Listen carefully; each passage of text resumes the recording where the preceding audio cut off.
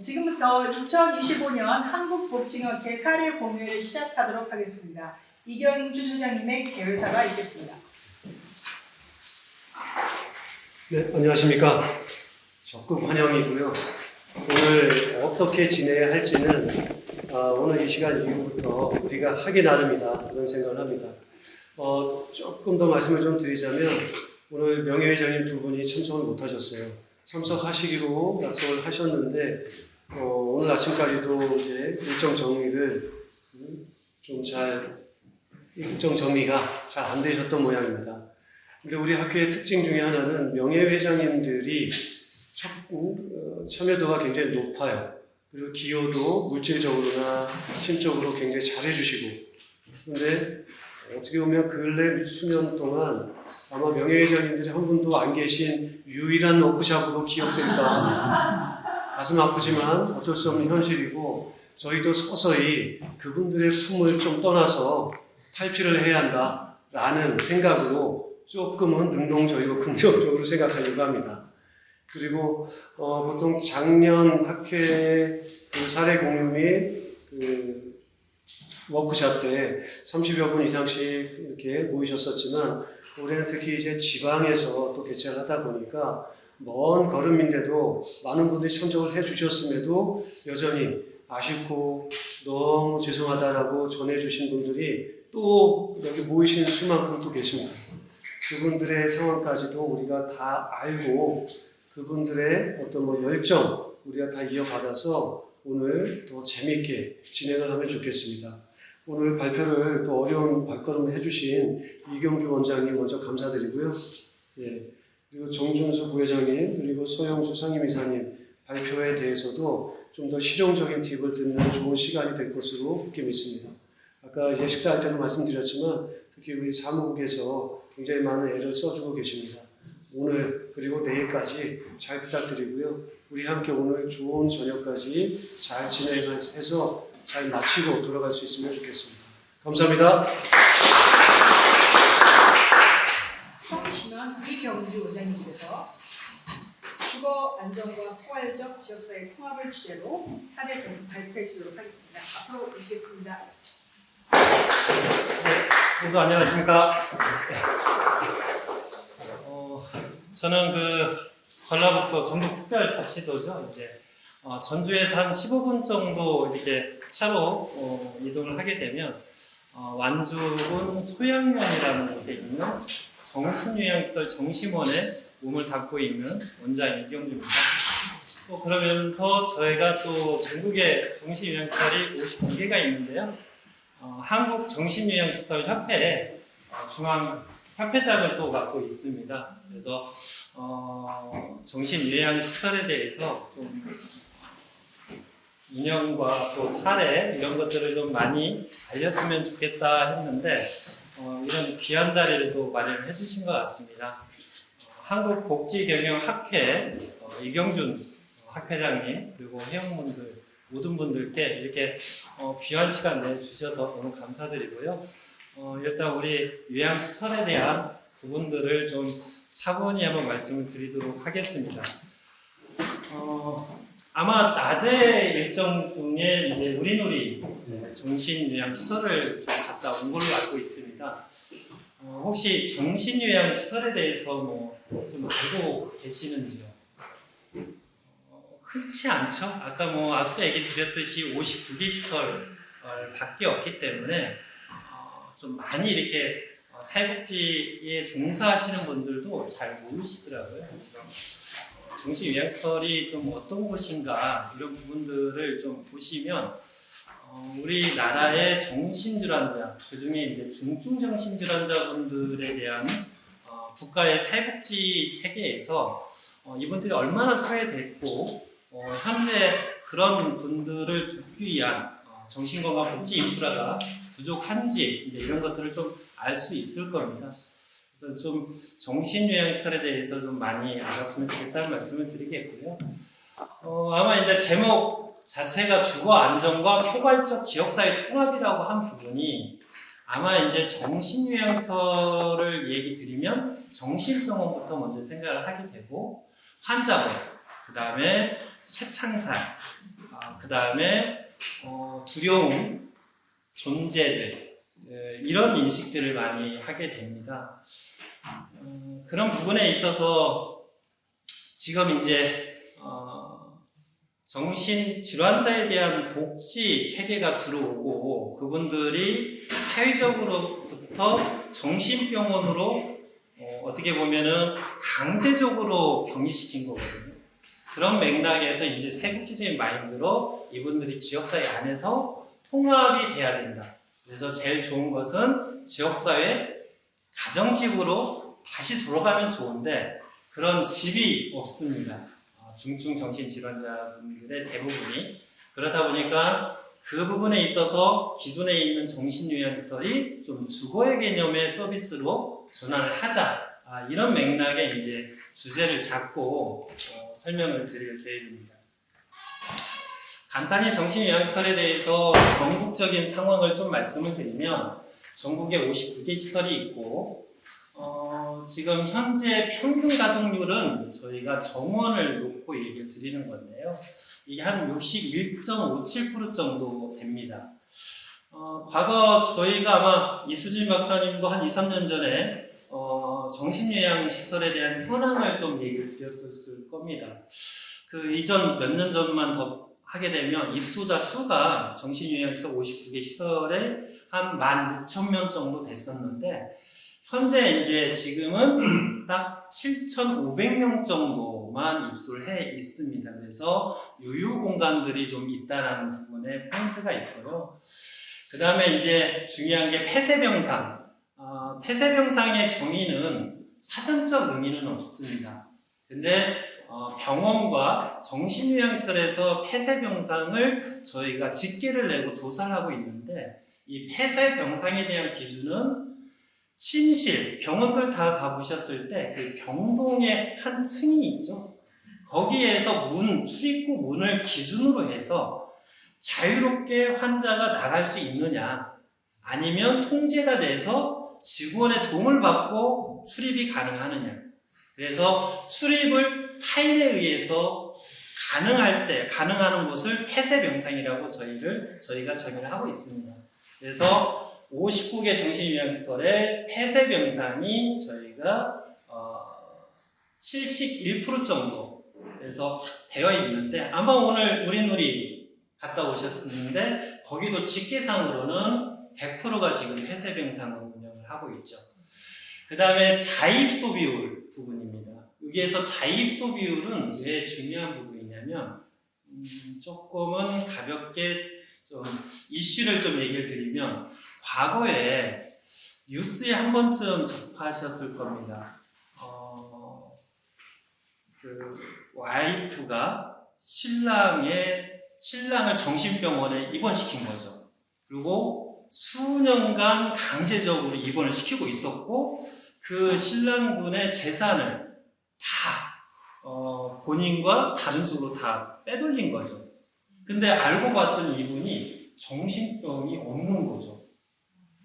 그래서 대체적으로 그런 사례가 남편을 그렇게 한 경우도 있고 여성 와이프를 그런 경우도 많이 있고요.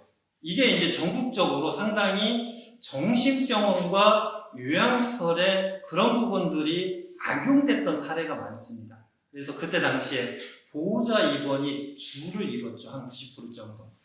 그게 이제 너무 심각하고 사회적 이슈가 너무 크다 보니까 정신건강복지법 내에서 입소 유형을 좀 바꾸자. 그래서 좀 친인권적인 입소 유형이 정신건강복지법의 17년도에 이제 자의입소. 스스로가 내가 정신건강상 문제가 있으니까 입소를 하겠다. 이 의사결정을 해주는 게 자의입소. 그 다음에 보호자에 의한 입소. 이게 이제 유형이 있고 동의입소가 있고요. 근데 보호입소는 저희가 인권 측면을 볼 때는 강제입소입니다.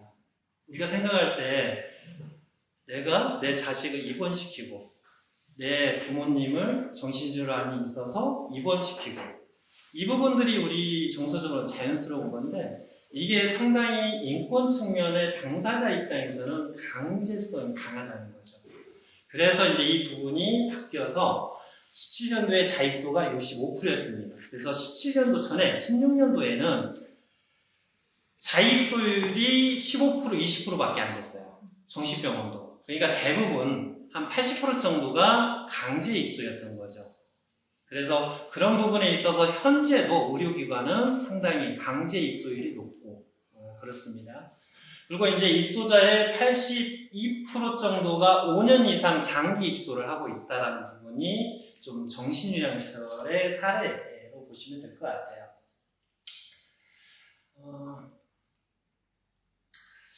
정신요양시설에 대한 좀 그 과거 형태를 좀 볼 필요는 있는데, 아까 폐쇄병상이 있었고, 그 다음에 강제 입소가 있었잖아요. 정신병원처럼.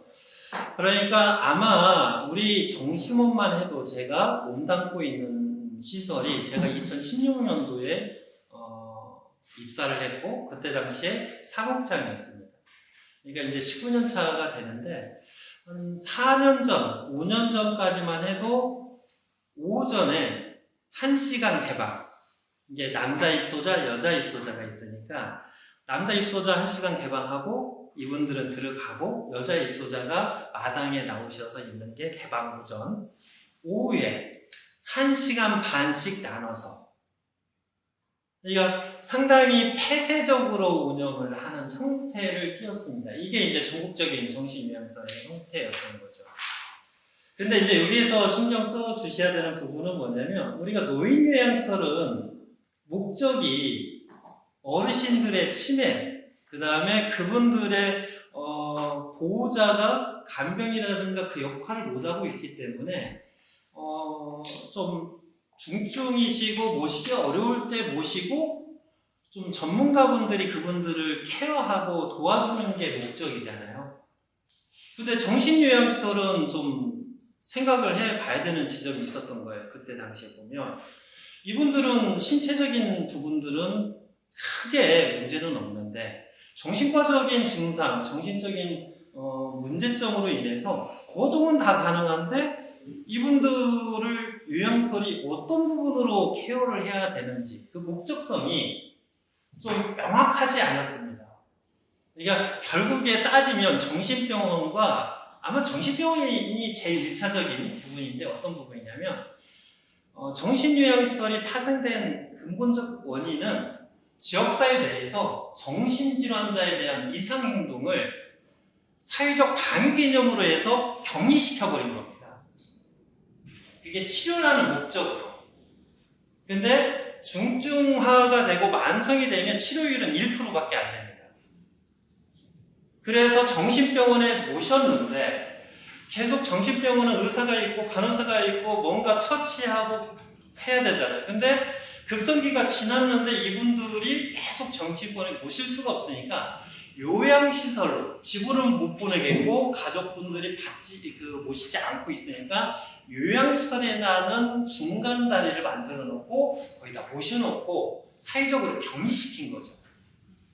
그러면 이제 요양시설에서는 보면 노인 어르신들처럼 저희가 어떤 처치나 케어나 아니면 일상을 이 건물 안에서만 저희가 해줄 수 있는 목적과 목표가 있었어야 되는데 아까 정신질환자분들은 정신과적 증상만을 모니터링하고 지역사회로 나가는 것들을 차단하고 이 역할에만 이제 병원에서 파생된 거죠.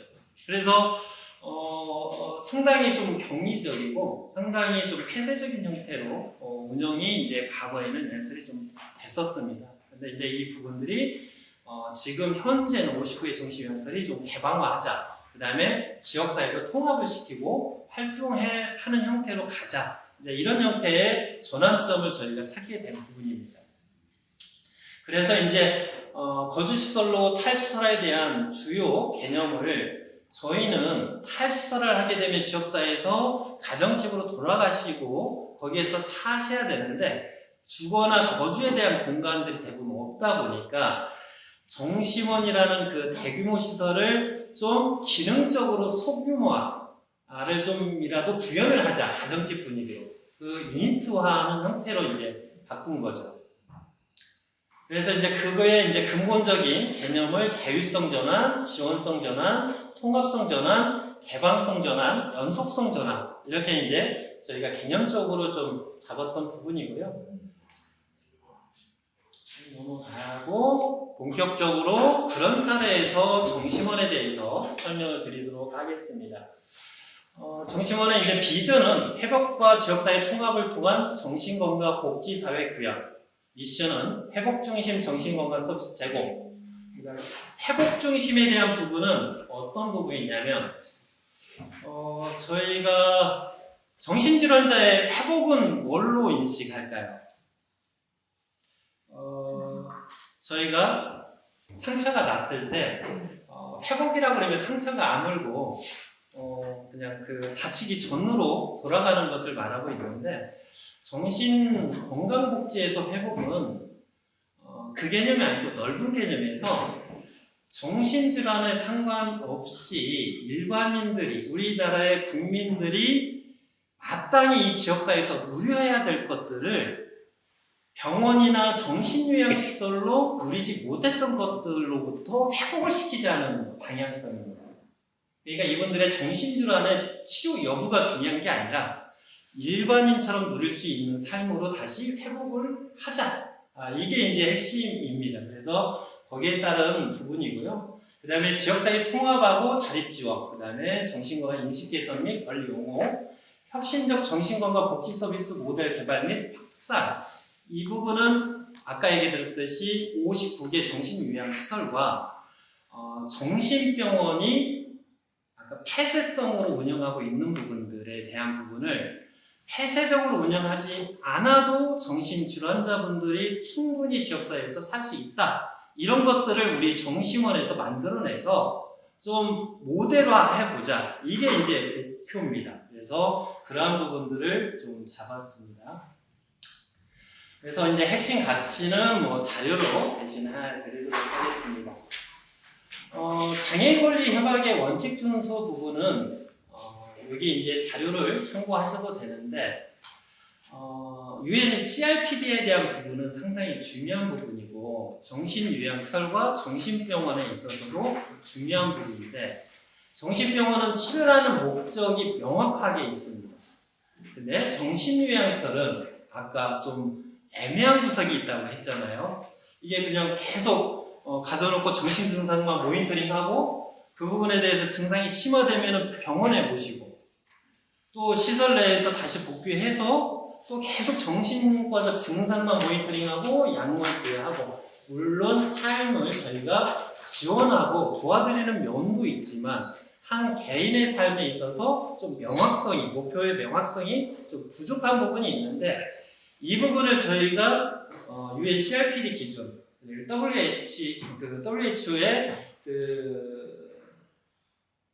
퀄리티 라이츠 툴킷이라고 해서 우리나라 말로 조금 의역해서 얘기를 드리면 품질 관리 지표 정도 됩니다. 그래서 저희가 좀 목표 지점을 지표별로 좀 잡고 그 서비스 계획을 단계별로 접근해 가자. 이 이제 목표점을 설정한 부분들이 이제 이 취지에 있고요. 그 부분이 아마 노인요양시설과 좀 정신요양시설의 극명한 차이점이기도 합니다. 그래서 그런 부분에 이제 목을 두었고요. 정심원 이제 기관 개요는 이제 저희가 84년도에 설립이 됐고요. 보니까 84년도 이전에도 저희가 있었습니다. 요양시설이 있었는데, 그때 당시에 입소자는 한 300명 정도 됐고요. 그때 당시에 직원은 한 12명 정도. 현재는 이제 입소자가 122명이 있고요. 직원은 이제 39명이 있고, 특별한 케이스는 여기 정신과 전문의 촉탁이가 일주일에 8시간씩 정신요양시설에 오셔서 진료를 보고 이제 퇴근을 하십니다. 이게 이제 여느 사회복지시설과 좀 다른 부분이 있고요. 그 다음에 이제 기관의 조직 구성은 뭐 자료로 대신하도록 하겠습니다. 그 다음에 이제 입소자, 거주인이라고 저희가 명칭을 하는데요. 남성이 한 73명, 여성이 49명, 그 다음에 조현병이 한 113명 정도 있습니다. 대부분 중증, 정신질환 중에 중증이라고 얘기하는 것은 조현병을 많이 생각을 하시죠. 예전에 이제 정신분열병이라고 했죠. 어감상 이 부분이 문제가 있어서 바뀐 게 이제 저희가 조현병이라고 하고요. 연령대별 현황에서는 저희가 보면은 50대가 36명, 60대가 74명 정도. 그러니까 따지고 보면 50대 이상 되면 한 90% 정도가 돼 있다라는 얘기죠. 그래서 고령화되어 있습니다.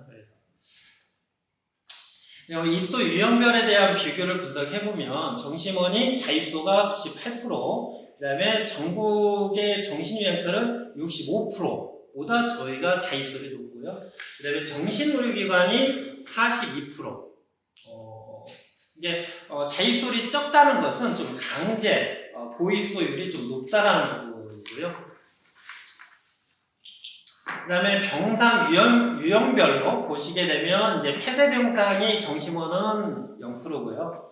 그 다음에 전국 정신요양시설의 평균치는 폐쇄병상이 한 71%입니다. 상당히 높죠. 그 다음에 정신의료기관은 80% 정도 됩니다. 그래서 우리 정심원이 가지고 있는 이제 좀 지역사회 거주 기능으로서는 이 부분이 왜 중요하냐면 무조건 이제 단어상 폐쇄병상, 개방병상이 많다 이 표현이 맞는 건 아니고요. 이분들이 이 정심원이라는 정신요양시설 외부 울타리 밖으로 지역사회로 자유롭게 외출할 수 있는 것이 시간이 얼마나 되느냐거든요. 저희 정심원은 이제 오전 6시 30분부터 밤 10시까지는 울타리 밖에까지 거동이 가능하고요. 건물 내에서 층간의 이동은 밤 12시까지 가능합니다. 근데 이 형태는 좀 흔치 않습니다. 정신병원은 아예 어렵고요. 정신요양시설마저도 그 부분들에 있어서도 상당히 약간 오전에 한두 시간, 오후에 한 두세 시간 이 정도 뿐이기 때문에 상당히 저희 정심원이 바뀐 것이 한 4년 됐는데요. 획기적이고 놀라울 정도로 좀 놀라워들 하고 있습니다. 이 부분에 대해서는. 그 다음에 이제 유닉형 생활관이라고 하는 부분의 정의는 이렇습니다. 우리가 일반적인 집을 보면 거실이 있고요. 방이 안방, 아이들 방, 이렇게 있으니까 방 3개 정도 있고요. 물론 이제 방이 하나 있는 분도 있겠지만, 그 다음에, 주방이 있고요. 화장실이 있죠. 불 켜는 것도, TV 보는 것도. 이게 상당히 인권적인 문제가 있는 거죠. 그래서 이 부분에 대한 인력 문제 해결이 되지 않고 있기 때문에 이 문제를 저희가 해소하기 위해서 IoT를 직접 다 설치를 한 거죠. 그래서 조명이라든가 출입문이라든가 이런 것들이 자동화될 수 있게끔 이런 것들로 통해서 그분들이 좀 인권에 침해되는 것들을 좀 최소화했다는 부분들을 좀 말씀을 드린 거고요. 증명하고 싶었던 부분은 프로그램들이 이제 다양하게 있는데 이 프로그램이 대체적으로 노인 요양시설도 그렇지만 정신요양시설이 시설 내에 있는 데서 프로그램을 운영하고 있어요. 그 얘기는 뭐냐면 제가 직원들한테 똑같이 하는 얘기입니다. 수십 년 동안 규칙이 위반돼서 잔소리하고 이렇게 해라 저렇게 해라 머리 안 감았다 이렇게 얘기하고 있는 직원들이 갑자기 웃음 치료하겠다라고 앞에 서서 웃읍시다 하면은 웃음이 나올까요? 제가 그래서 여직원한테 그랬어요. 혹시 시어머니가 웃음 치료한다고 하면은 기분이 어떻냐고. 그 부분이 핵심인 부분입니다. 그래서 내부에 있는 사회복지사가 있더라도 능력이 축출하더라도 외부 강사를 들여서 프로그램을 진행을 해야 입소자분들이 훨씬 와 닿는다. 그 다음에 원내보다는 지역사회에서 평생 바우처나 이걸 이용하자. 이렇게 전환해서 저희가 50% 이상을 밖에서 프로그램들을 거의 진행을 하고 있습니다. 그래서 이러한 부분들의 효과가 어떻게 나타났냐면요. 외출에 대한 지표로 저희가 봤습니다. 이게 22년도에 보면은 자유외출, 스스로가 외출할 수 있는 게 누적인은 53명이었거든요. 근데 24년도에 5,000명을 뛴 겁니다. 그러니까 이분들이 처음에는 잘 못합니다. 그리고 수십 년, 제가 봤던 수십 년, 20년 가까이 밖에 혼자 못 나갈 걸로 예상드렸던 부분들이 6개월 정도만 저희가 지도하고 같이 동행해주고요. 나머지는 본인들이 필요성에 의해서 다 해내시더라고요. 그래서 이 부분이 상당히 중요한 부분이고요. 그 다음에 저희가 지역사회 안에서 편견 해소 얘기하잖아요. 수십 년 편견 해소 캠페인 활동 많이 했고 많이 알렸습니다. 안 됐습니다. 마을 주민분들 두려워했어요. 개방하고 마을 주민분들이 수십 년 캠페인 했던 것보다 이 1, 2년 사이에 인식이 깨졌습니다. 이제 이분들하고 커피도 마시고 있고요. 근데 그게 왜 그랬는지 아세요? 이분들이 이제 매일같이 밖에 나가니까 제일 먼저 가는 곳이 가까운 가게를 갑니다. 가게 가서 자꾸 손님이 돼서 뭘 사 먹으니까 가게 수익 좋잖아요. 근데 지역 마을에 가보세요. 그 가게에 우리 도심권에 미장원 가면 어떤 엄마, 뭐 엄마 다 모이잖아요. 근데 여기는 이제 가게가 그 역할을 하는데 사장님은 내 고객이니까 주민들한테 좋은 얘기를 해주는 거죠. 아, 나 이분들 봤더니 막 얘기했더니 아, 우리가 똑같네. 순수하네. 소문을 내주는 거죠. 그러니까 지역사회 내에서 우리가 수십 년 막 투자해서 했던 정신질환 편견 해소 캠페인은 아무 의미 없는 거죠. 그분들이 섞이고 그분들이 이용하니까 해결되더라고요.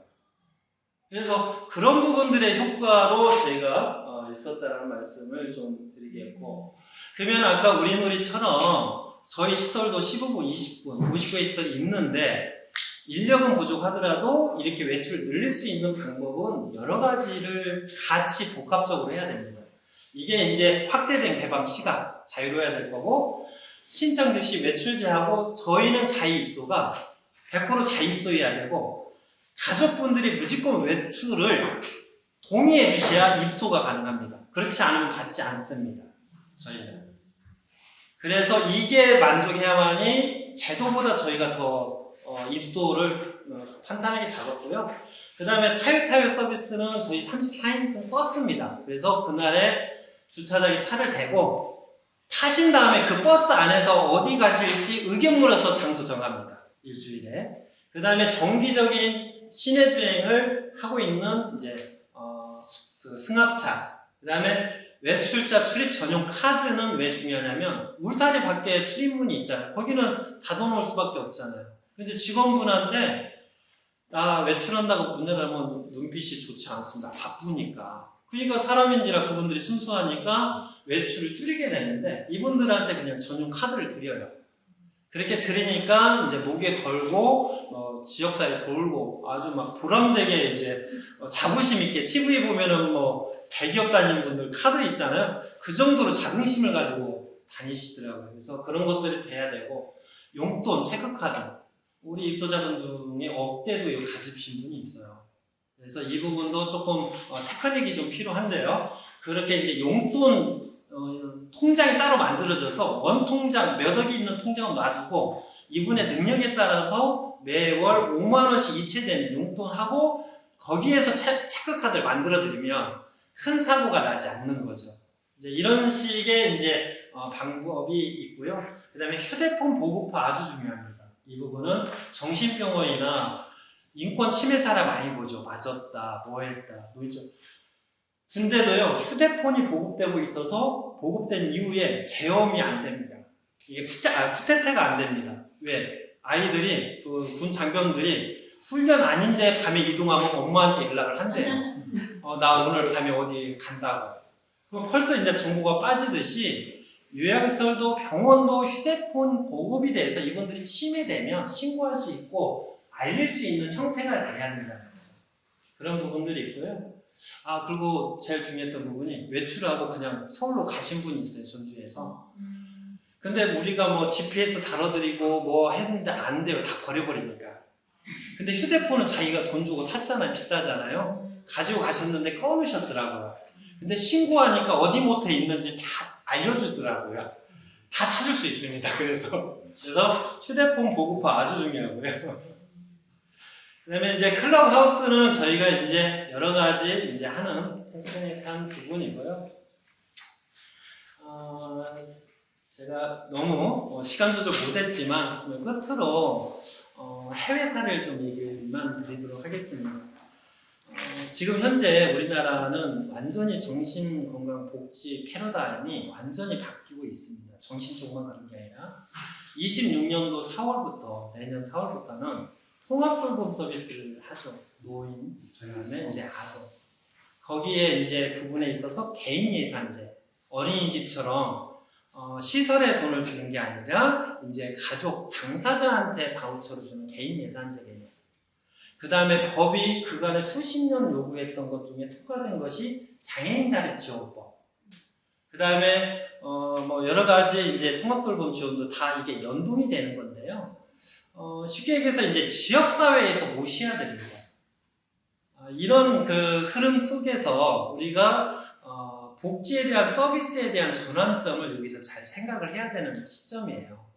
어떤 얘기냐면 이게 통합돌봄의 큰 슬로건은 지역에서 어르신을, 장애인을, 아동을 모시자고 하는 거잖아요. 근데 우리가 걱정하는 부분은 뭐가 있냐면 그렇게 되는 것을 우리는 원하고 있습니다. 하지만 핵심의 문제점은 재정은 한정되어 있다는 거예요. 건보료, 재정은 건보료나 그쪽에서 갖다 쓰셔야 되거든요. 그 다음에 지역사회 안에 있는 서비스 공급자가 충분한 예산을 가지고 있고 충분한 자립 능력과 있어야 되는데 지금 현재는 지금 맞돌처럼 어르신 이렇게 있으면 집에 가서 서비스를 해주시잖아요. 그러면 그 부분을 따놓고 다른 일을 해주죠. 뭐 밭을 맨다든가 이렇게 가거든요. 이게 개인 사업자가 많아집니다. 그러니까 서비스 질저하가 상당히 우려될 수 있다라는 것들도 있고 이게 보건의료 중심이라는 겁니다. 이게 복지에 대한 서비스 영역이 줄고 보건의료 중심으로 간다는 것이 뭐가 차이가 있을까 하는데 복지적인 다양한 삶에 대한 서비스의 초점이 아니라 보건의료, 그러니까 치료 중심이거나 기능의 안 좋은 유지의 서비스만 있는 거죠. 정서적인 것보다. 그래서 이 변화 속에서 우리가 어떻게 공공에 대한 복지 서비스가 정부가 책임을 지게 할 건지에 대한 부분을 고민해야 되는 시점이라는 말씀을 드리겠습니다. 그래서 향후 우리나라에서 벌어지는 정신장애이든 아동이든 노인이든 이 복지의 패러다임을 좀 저희가 여기 학회에 있는 분들도 상당히 잘 살펴봐 주시고 상당히 위험할 수 있다. 왜냐면 재정적인 어려움에 정부의 어려움을 지금 지역으로 그 다음에 국민들한테 전가하는 방향성이 흘러가고 있다는 얘기를 드리겠습니다. 그리고 정신병원에 대한 없는 OECD 국가 중에 이탈리아가 있습니다. 거기는 정신병원이 없습니다. 거기는 78년도에 시작을 법이 만들어지고 98년도에 모든 정신병원이 사라졌습니다. 지금도 없습니다. 이게 가능한 나라가 이탈리아인데 왜 가능하냐면 이런 정신건강복지 인프라가 많이 저변에 깔려 있고요. 그 병원은 7일 이상 입원을 하려면 법원 판사의 판결을 받아야 됩니다. 그 정도로 하고 거기도 정신질환자가 있어도 없듯이 우리나라도 충분히 중증 정신질환자로 지역사회 안에서 통합되고 죽어가면서 여기 있는 우리 일반인들과 같이 한 국민으로서 살 수 있다는 말씀을 드리겠습니다. 너무 그냥 귀한 시간 뺏어 죄송합니다. 학교선 부회장님 나오셔가지고 교육 진행해 주시겠습니다. 앞으로 와주십시오.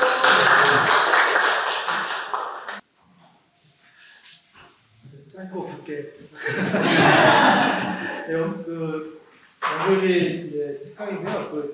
그냥 궁금하실 거를 이렇게 주제별 Q&A로 준비되어 있습니다. 그래서 여기 연구윤리정보센터에 있는 질의응답실에서 우리가 알면 좋을 거 몇 가지만 뽑아가지고 준비했습니다. 질문이 있고 이제 답이 있고 이렇게 되거든요. 첫 번째는 이제 두 명의 연구자가 공동 연구를 했는데 각각의 논문을 게재하면 문제가 되는지 저작권 관련돼서 이런 문제가 있거든요. 그래서 이렇게 굵게 이렇게 색깔 다르게 표시한 것만 보시면 될 것 같습니다. 괜찮다고 합니다. 그래도 두 명의 연구자가 해도 괜찮은데 중요한 건 뭐냐면 차별화를 해야 된다.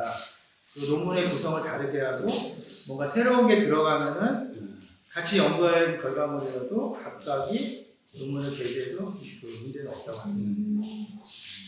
네, 그 다음에 또 이제 학예 논문 작성할 때 내가 연구한 거랑 비슷한 주제가 있는 거예요. 그러면 이게 표절이냐 이제 이런 문제가 있는데 이것도 괜찮다고 합니다. 그냥 비슷한 연구가 있어도 그 과거 연구에서 잘못된 걸 찾아내고 또 새로운 어떤 방향이나 연구 결론을 도출하면 그것도 좋은 연구이 될 수 있기 때문에 이렇게 똑같이 이렇게 복사하지 않고 뭔가 자기가 추가를 하면은 표절의 문제는 없다고 합니다. 이것도 동일의 주제로 두 학술대에서 연구 결과를 발표한 다음에 두 건을 이제 연구학적으로 각각에 신청하면 어떻게 되냐. 이것도 이제 출처를 발표하면 출처를 밝히고 그냥 쓰면 안 되고 이것도 마찬가지로 심화하고 확대하는 그런 내용이 추가되면 이것도 중복 게재가 되는 거 아니라고 합니다. 자, 그다음 질문은요.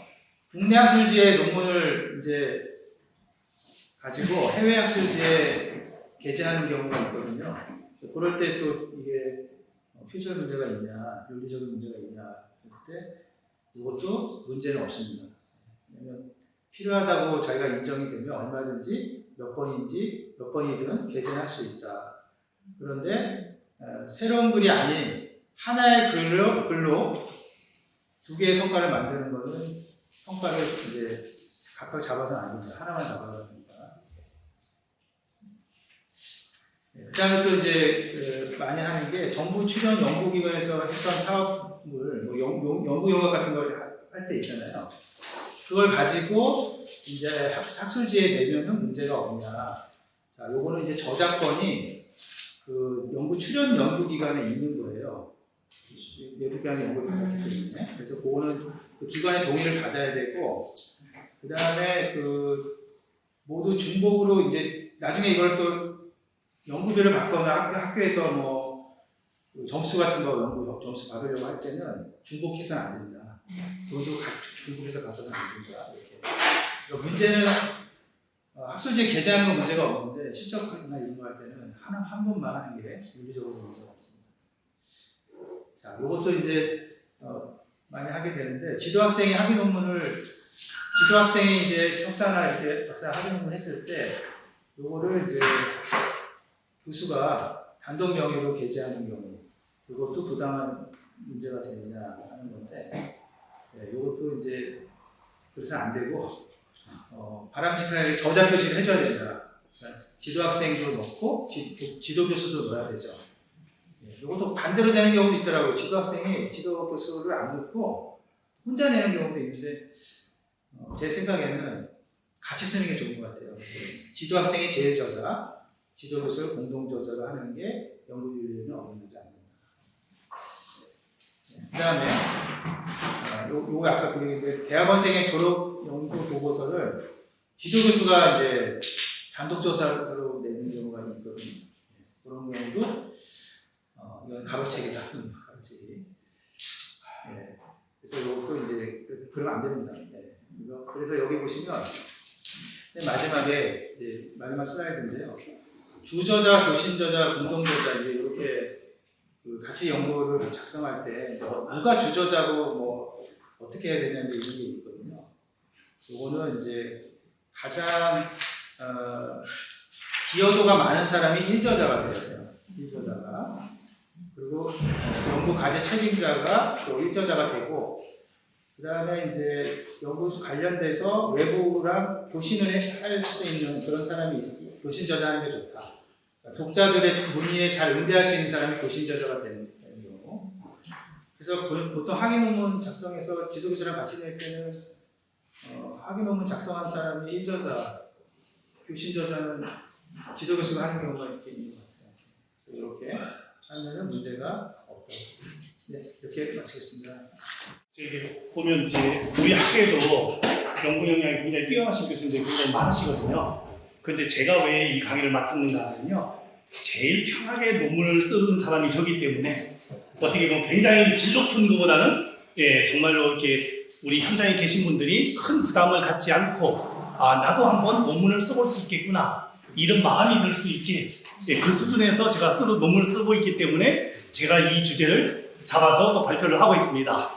여기 계신 그 이사님들도 그런 형태로 논문을 써보시다 보면 조금 더 편안하게 논문을 쓸 수 있다. 그리고 이거는 여러분들 아마 한 번씩은 다 논문 쓸 때 어떤 절차를 밟아야 된다. 이건 다 알고 계시고 아마 또 한번 그냥 이렇게 보시라고 다시 오늘 이 시간은요 약간 리마인드 하시는 차원에서 한다 이렇게 생각하시면 좋을 것 같습니다. 가장 논문 쓰는 데 있어서 가장 중요한 건 뭔가 하면 연구 주제 정하는 거죠, 그죠?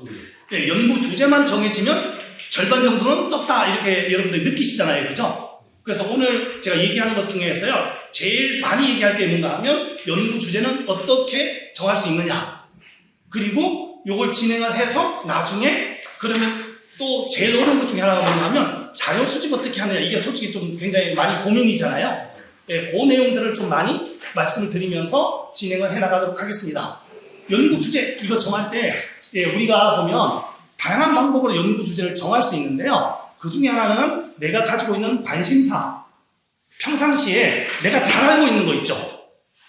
그래서 평상시에 내가 하고 있는 부분들, 그게 어떻게 보면 가장 좀 쉽습니다. 그리고 그래서 제가 쓴 논문 예시를 이제 조금씩 이제 들어놓는데요. 그 예시 중에 하나가 기업이 선호하는 사회적 책임 이행 방식, 장애인 고용을 사회적 책임 이행 방식으로 장애인 고용을 어떻게 하느냐. 이게 제가 쓴 하나 논문인데요. 이것도 저는 이제 제가 말씀드렸나 모르겠지만 저는 학부 때 공학을 했습니다. 예, 산업공학을 해가지고요. 경영학 이게 되게 관심이 많아요. 기업이라든지 뭐 이런 게 되게 관심이 많거든요. 그러다 보니까 뉴스에 나오는 모든 기업하고 관련된 얘기라든지 이런 것들 있죠. 예, 그런 거에 관심이 많거든요. 그래서 기업하고 연관지어서 사회적 책임 이런 거 있죠. 예, 이런 부분들 요즘 아까 회장도 얘기하셨지만 ESG 뭐 이런 거 있잖아요. 기업하고 관련된 거 내가 관심 있으니까 쓰기가 편해요, 되게. 그리고 통계 분석 방법 어떻게 보면 굉장히 막 최신의 좋은 거 뭐 이런 것들을 여러분들 많이 생각하잖아요. 근데 요 논문은요 다항 로지스틱이에요. 그냥 로지스틱 돌려도요 일반 등재지 논문 쓰는데 전혀 문제 없습니다. 근데 중요한 건 뭔가 하면 주제가 조금 더 참신하냐. 예, 그게 예, 제일 중요한 것 같아요. 네. 그 다음 두 번째는 보시면 문헌 연구를 통해서도 우리가 주제를 정할 수 있습니다. 밑에 있는 제 예시는 뭔가 하면요. 장애인 노인부 고용 달성 여부를 중심으로 해서 장애인을 추가 고용하는 것. 이 논문을 썼는데 이 논문을 쓰게 된 계기는 뭐였는가 하면 석사 선생님들하고 같이 이렇게 장애학을 가르치면서요. 같이 이렇게 논문을 리뷰하는데 한 분이 발표하는 내용이 뭐였는가 하면 장애인 채용 이거하고 관련된 논문을 이렇게 발표를 하시는데 듣다 보니까 어떤 생각이 많이 들었는가 하면요. 우리 장애인 의무고용제도 있잖아요. 의무고용제도 있는데 대부분 기업들이 의무고용제도 이상으로 채용을 잘 안 해요. 그러면 의무고용제도를 지킨 기업하고 안 지킨 기업이 목적이 분명히 다를 텐데 논문들이 대부분 그걸 구분하지 않더라고요.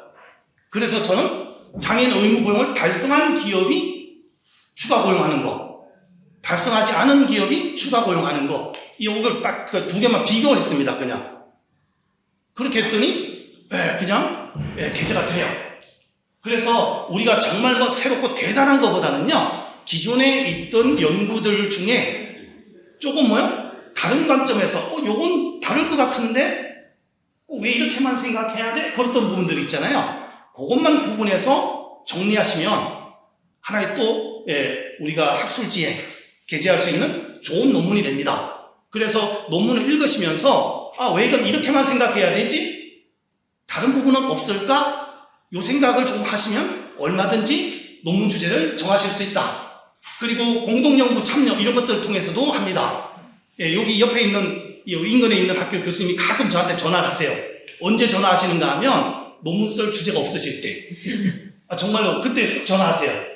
그래서 뭐라고 하시는가 하면 혹시 논문 쓸 거 없어요? 이렇게 물어보십니다. 그러면 교수님은 뭐에 요새 관심이 있으세요? 이렇게 물어보면 그때 얘기했던 게 뭔가 하면 요즘 그 중독, 복합 중독 이런 거에 관심이 있대요.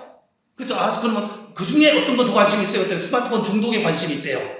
그러면 그 자료 내가 통계 돌려드리겠다고 해서 시작한 게 이 논문이었거든요. 이것도 아마 제가 기억할 때는 청소년복지학회, 그게 이제 게재했던 논문인데요. 어떻게 보면 주제 같이 얘기하면서 주제 정하고 나서 보시면 여기 뭔가 하면 초등학교 4학년하고 중학교 1학년 비교 이렇게 돼 있죠. 요거는 아동 청소년 편을 썼던 건데 기존의 연구들이 보면 대부분 학년을 구분 안 하더라고요. 그런데 우리가 생각해보면 초등학생이 스마트폰을 사용하는 이유하고 중학생이 이용하는 이유가 같을까요? 다를까요? 굉장히 달라요. 특히 여기 변수 중에 학업열이라든지 이런 거 있죠. 또래 관계. 이건 초등학생의 학업열이 중학생의 학업열이 이런 게 굉장히 다르거든요. 그 대부분 연구들이 이걸 구분하지 않고 그냥 학생을 돌리더라고요. 청소년을. 그러면 생애 주기별로 특성이 다를 텐데 그냥 이 생각 하나로 비교해 본 거죠, 그냥. 그래서 그것처럼 왜 이걸 똑같이 봐야 되지? 이런 관점들 있잖아요, 그냥. 그 생각만 하시면 그것만 구분하셔도 학술지에 얼마든지 투고가 가능하시다. 그리고 밑에 네 번째는 새로운 학설이나 이론, 사회적 이슈 이렇게 돼 있잖아요. 요거는 뭐 때문에 제가 말씀을 드렸는가 하면 보면 여기 예시 보시면 노인 빈곤 탈출 해법 뭐 이런 거 있습니다. 우리가 탈출이라는 단어는 주로 사회과학에서는 어디서만 썼는가 하면 빈곤 문제. 예, 제 박사 논문도 빈곤 탈출이거든요. 그래서 실제로 보면 탈출이라는 단어는 사회과학에서는 빈곤에서만 얘기를 해요. 그러면 왜 탈출을 빈곤만 탈출이야? 우울해서 탈출할 수도 있잖아. 그죠? 그 다음에 직무 불만족에서도 벗어날 수도 있잖아. 그래서 제가 쓴 논문이 다 그런 겁니다. 직무 불만족에서 탈출하는 거, 자살 생각에서 탈출하는 거, 우울해서 탈출하는 거. 그래서 기존의 탈출하고 관련된 개념을 다른 분야로 바꿔버렸어요. 그랬더니 다 그냥 되고요. 그 다음에 여기 보시면 또 이것도 신문기사인데요. 출산율이 0.98명이래요. 그 얘기는 뭔가 하면 사람들이 결혼하면 1명 정도는 놓더라. 그러면 우리가 인구 유지율하고 관련된 출산율이 2.1명이거든요. 그러니까 1명을 낳는 게 중요한 게 아니라 뭐요? 최소한 2명을 낳아야지 인구가 유지가 돼. 그래서 제목이 뭐예요? 둘째 자녀 출산입니다, 그냥. 그 다른 분들은 출산, 수, 뭐 이런 것만 따지고요. 그 다음에 1명을 낳냐, 2명을 낳냐 구분하지 않고 그냥, 애 하나 더 낳는 거. 요게 연구 주제였거든요. 그래서 저는 그냥 구분했습니다. 하나는 기본적으로 노니까 통계상, 신문기사에서 그렇게 나왔어. 하나 더 놓는 게 중요하잖아. 그래서 그걸로 구분해서 논문을 썼고요. 밑에 있는 코로나19 이것도 뭔가 하면 요즘 뉴스 같은 데서 코로나 때 가장 많이 나왔던 게 코로나 블루 얘기였죠. 코로나 우울. 그래서 저는 뉴스 보다가 그걸로 주제 잡습니다. 왜? 요즘 시점에 가장 관심사가 이거니까. 그래서 학술지 이런 데서도요. 현재 시점에서 주요하게 관심사인 거 주제를 잡으면 좋아합니다. 그래서 저도 코로나 이것도 뭐예요? 그것 때문에 잡아서 썼던 부분들이고요. 그래서 요즘 사회에서 이슈가 되는 현상이 뭐냐? 요걸로 주제 잡으시면 게재될 가능성도 굉장히 높아지더라. 그 말씀드리는 거고요. 학술대에 참여해서 듣다 보면 또 뭐요? 새로운 주제나 아이디어도 생각나죠. 그리고 제가 제일 많이 하는 것 중에 하나가 사회적 경험이나 언론 매체 이런 것들입니다. 정신장애 이름은 범죄자, 뭐 아까 우리 몇 번 들었었잖아요, 그죠? 그래서 왜 사람들 저것 때문에 정신장애에 대해서 차별이라든지 거리감이나 이것도 되게 많이 느끼거든요, 사람들이. 옆에 가면 멀리 돌아가고. 그래서 이 현상 때문에 제가 석사 논문 썼던 게 대학생들이 지각한 정신장애에 대한 사회적 거리감 이거였습니다. 그 다음 또 제가 알고 있는 데가 정신장애 시설에서 근무하기 때문에 정신장애를 조금 더 알고 있고요. 그리고 요 밑에 거는요, 보면 갑자기 파마 말아놓고 라이딩하는 미용사 이렇게 돼 있잖아요. 이거는 그 시설에, 그러니까 그 사회복지 시설에 있다가 우연히 TV를 봤는데 어떤 아줌마가 자전거 타시는 분들 있죠. 그 복장을 입고 옆에 헬멧하고 이런 거 다 놓고요. 머리 말고 계시더라고요. 그래서 다큐멘터리 3일인가 그게 나오는데 저 아줌마는 왜 미용사가 자전거 타는 라이딩복을 입고 있지? 했더니 남편이 사업이 부도가 나가지고 자살 시도를 했고 자살 생각을 했대요, 부부가. 그런데 자전거 타면서 그 자살 생각을 벗어났다고 하더라고요. 우울, 자살 벗어났다고 하는데 이게 딱 듣는 순간 취미 활동이 자살 생각이나 우울에서 벗어나는데 영향을 미칠 수가 있겠네? 저 아줌마 보니까 아주머니 보니까요. 그래서 논문 주제 잡은 게 그거였습니다. 생애 주기별로 우울에서 벗어나는 거, 우울에서 진입하는 거. 그렇게 해서 그거는 사회복지학회에 게재했어요. 그래서 그동안의 논문들을 쫙 봤더니 그 취미생활 만족도 이런 거 있죠. 여가생활 만족도라는 변수를 넣은 논문이 없더라고요. 우울 자살에. 그래서 그거 하나 집어넣어가지고 그게 유의미하게 나온 걸로 논문을 게재했고요. 아까 또 생애 주기 이런 얘기 했었잖아요. 우울도 청년이 우울 빠지는 거, 중년이 빠지는 거, 노년이 빠지는 게 당연히 다르죠, 그죠? 그런데 그렇게 구분을 안 하고 그렇게 비교 분석한 연구가 별로 없더라고요. 그래서 그거 그냥 이렇게 생애 주기별로 다르게 대응해야 된다. 그게 결론이에요. 어떻게 보면. 그래서 다른 분들은 굉장히 좋은 논문을 쓰시지만 저는 이게 굉장히 좀 그냥 단순한 거 어떻게 보면 그래도 충분하게 논문 쓰시는데 무리는 없더라. 그리고 마지막으로는 그 지도 교수님들이 이렇게 주제를 정해주는 경우는 있습니다. 제가 빈곤 탈출도 제 지도 교수님이 정주쌤이 이걸로 썼으면 좋겠어 하시고 그 다음에 본인이 책을 쓰셨어요. 생존 분석, 통계. 그러면서 책이 나오기 전에 자기가 이제 그 책 내용 쓸 거를 A4 용지로 출력해가지고 저 주시더라고요. 이걸로 공부해. 그래서 통계 분석 방법 배워서 그냥 통계 돌려서 박사 논문을 썼었거든요.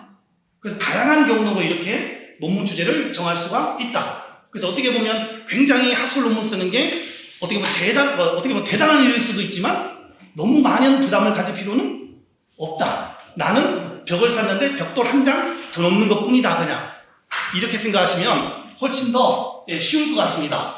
그래서 여러분들이 논문 주제를 정할 때 저는 이 말씀을 좀 드리고 싶더라고요. 첫 번째 밑에 3번 보시면 연구 주제 선정을 위한 팁을 보시면 비판적 사고, 계속 다른 관점, 왜 생애 주기별로 다를 텐데 뭐 이런 생각이라든지 왜 이건 이렇게만 생각해야 되지? 이런 것들이 있죠. 그래서 저는 좀 극단적으로 석박사생들한테 극단적으로 표현을 합니다. 뭐라고 표현을 하면요, 이 사람의 이 논문은 틀려먹었어. 그냥 이렇게 생각하라고. 그냥 왜 이게 이렇다고 생각해? 다르게 볼 수는 없어? 다른 관점에서는 없어? 다른 이유는 없어? 이렇게 자꾸 한 줄 한 줄을 이 연구자의 말이 옳지 않다는 걸 전제를 깔아버리라. 그냥 읽다 보면 뭐야? 다 맞거든요. 왜? 워낙 교수님들이나 연구자들이 잘 쓰시잖아요. 그런데 그냥 읽다 보면 다 동의가 돼버려요. 그래서 이분의 얘기는 틀렸어를 일부러 전제를 깔고 하시면 다른 관점들이 보이기 시작하더라. 그래서 굉장히 좀 다른 관점에서 보시는 걸 좀 많이 노력했으면 좋겠고요. 그 다음에 두 번째는 제 지도 교수님도 항상 아침에 1시간 걷고요, 저녁에 1시간을 걸으셨어요. 9시 반에 보통 연구실에서 나가셨는데 저도 뭐가 좀 이해가 안 가거나 통계를 돌렸는데 결과가 안 좋거나 해석이 안 될 때 저 아파트 앞에 천전을 1시간씩 걷거든요. 그러면 할 거 없잖아요. 걷다 보면 오직 생각나는 거는 그거밖에 없어요. 그래서 이렇게 생각해서 보다 보면 다른 관점이 자꾸 떠오르더라고요. 그래서 이렇게 한번 해볼까 하고 그 다음날 가서 돌리면 돌아가요. 진짜 통계가. 아니면 다른 내용들이 나오더라고요. 그래서 사유하는 시간 많이 가지시라. 아까 어떤 분은 또 운전하면서 생각을 많이 하신다고 또 얘기해 주신 분도 계시거든요. 그래서 생각을 많이 하고 그 다음에 생각날 때 적어야 됩니다. 금방금방 잊어버리죠. 그죠? 그래서 저는 연구주에 딱 생각나면요 바로 저한테 카톡을 보내요. 그냥 안 그러면 또 뭐야? 5분 지나면 잊어버리더라고요. 저 기억력 되게 좋더라고요. 5분을 못 가더라고요. 정말. 그래서 반드시 저한테 그냥 카톡을 보내버립니다. 그래서 요거는 제가 그 논문 쓸 때 항상 정리하는 방법이에요. 예를 들어서 장애 수용이 관심이 생기잖아요. 그러면 장애 수용하고 관련된 논문을, 최근 학술 논문을 다 출력해버려요. 한 20편이나 한 30편 되거든요. 다 출력해가지고 솔직히 안 읽어요. 뭐 하냐면 분석 결과 있죠. 분석 결과가 이거부터 정리합니다. 저는. 다른 교수님들이나 다른 분들 더 잘하시겠지만 저는 그냥 이렇게 정리하면 뭐가 보이는가 하면요, 종속 변수를 뭐로 쓰고 있는지, 독립 변수를 뭐로 쓰고 있는지, 그 다음에 정적으로 영향을 미치는 건 뭐고, 영향 없는 건 뭐고, 부적으로 영향을 미치는 게 뭔지, 이런 것들이 다 정리가 되고요. 다른 분들은 어떤 자료 쓰는지, 봤더니 장애인 고용 패널로 쓴 분들이 계시죠.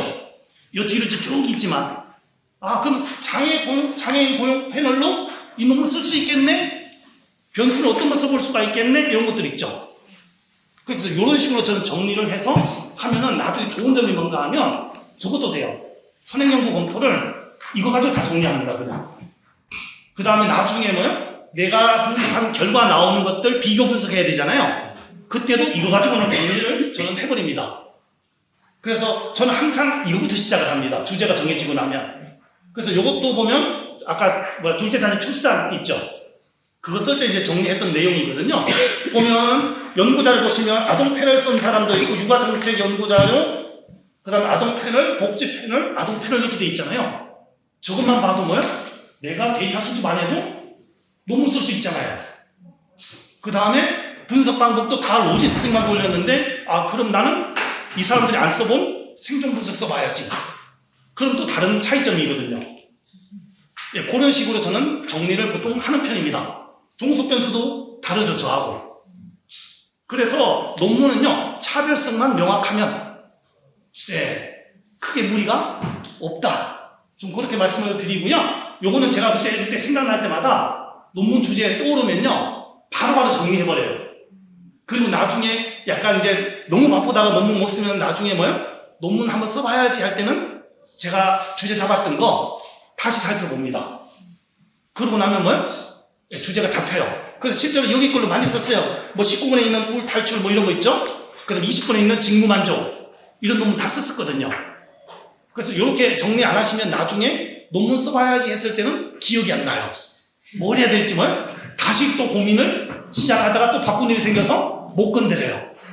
그래서 저는 이렇게 이제 좀 정리를 하는 편입니다. 그러다 보니까 제가 적었던 논문들, 이렇게 주제들 중에 많은 숫자를 실제로 썼거든요. 그래서 생각날 때마다 뭐요? 카톡을 자기한테 보내거나 나중에 한 번씩 정리를 하시면 좋겠다. 논문 제목 잡는 거 이런 것들은 여러분들 거의 다 아시니까요. 요거는 넘어가고요. 그 다음에 자료 수집, 이게 어떻게 보면 가장 큰 고민 중에 하나고요. 설문지 돌리는 게 어떻게 보면 가장 큰 고민이잖아요. 저도 논문을 많이 쓰진 않았지만 제 논문 중에 제가 설문지 돌린 거는요, 석사 논문 한 편이에요. 나머지는 다 2차 자료 썼습니다, 저는. 그래서 어떤 분들은 2차 자료 쓰는 게 논문으로 크게 무리 없나요? 이렇게 하시는데요. 2차 자료 얼마든지 써도 되고요. 저는 다 2차 자료 썼어요. 그 대신에 차이점은 뭔가 하면 2차 자료 썼을 때 다른 논문하고 좀 구분되는 차별성만 있으면 전혀 문제가 없다. 그리고 또 2차 자료 쓰면 좋은 점이 있습니다. 신뢰도 타당도라든지 그 설문 문항 이런 거 있죠? 거기에 유저 가이드에 다 써 있습니다. 예를 들어서 저 아동 청소년 패널로 아까 스마트폰 중독 이거 했잖아요. 유저 가이드 보면 여기 뭐야? 영역도 구분을 다 해줬죠. 그래서 우리 변수 정리할 때 영역 구분 저거 따라 하셔도 되죠. 그 다음에 어떤 그 영역별로 어떤 거 조사했는지 조사 항목 다 써 있습니다. 그리고 최종적으로는 각 그 척도들 출처가 다 써 있습니다. 그러면 요 논문 찾아가지고 뭐야? 그때 신뢰도하고 타당도가 얼마로 나왔는지 논문에 써주면 돼요, 그냥. 그러니까 뭐야? 굉장히 편리하더라. 그래서 전부 다 2차 자료 쓰시라는 얘기는 아니고요, 뭐요? 예, 내가 자료 수집이 조금 시간이 걸리고 어려우시면 2차 자료를 충분히 쓰시고 얼마든지 더 쉽게 정리할 수도 있다. 요거는 왜 보여드리는가 하면요.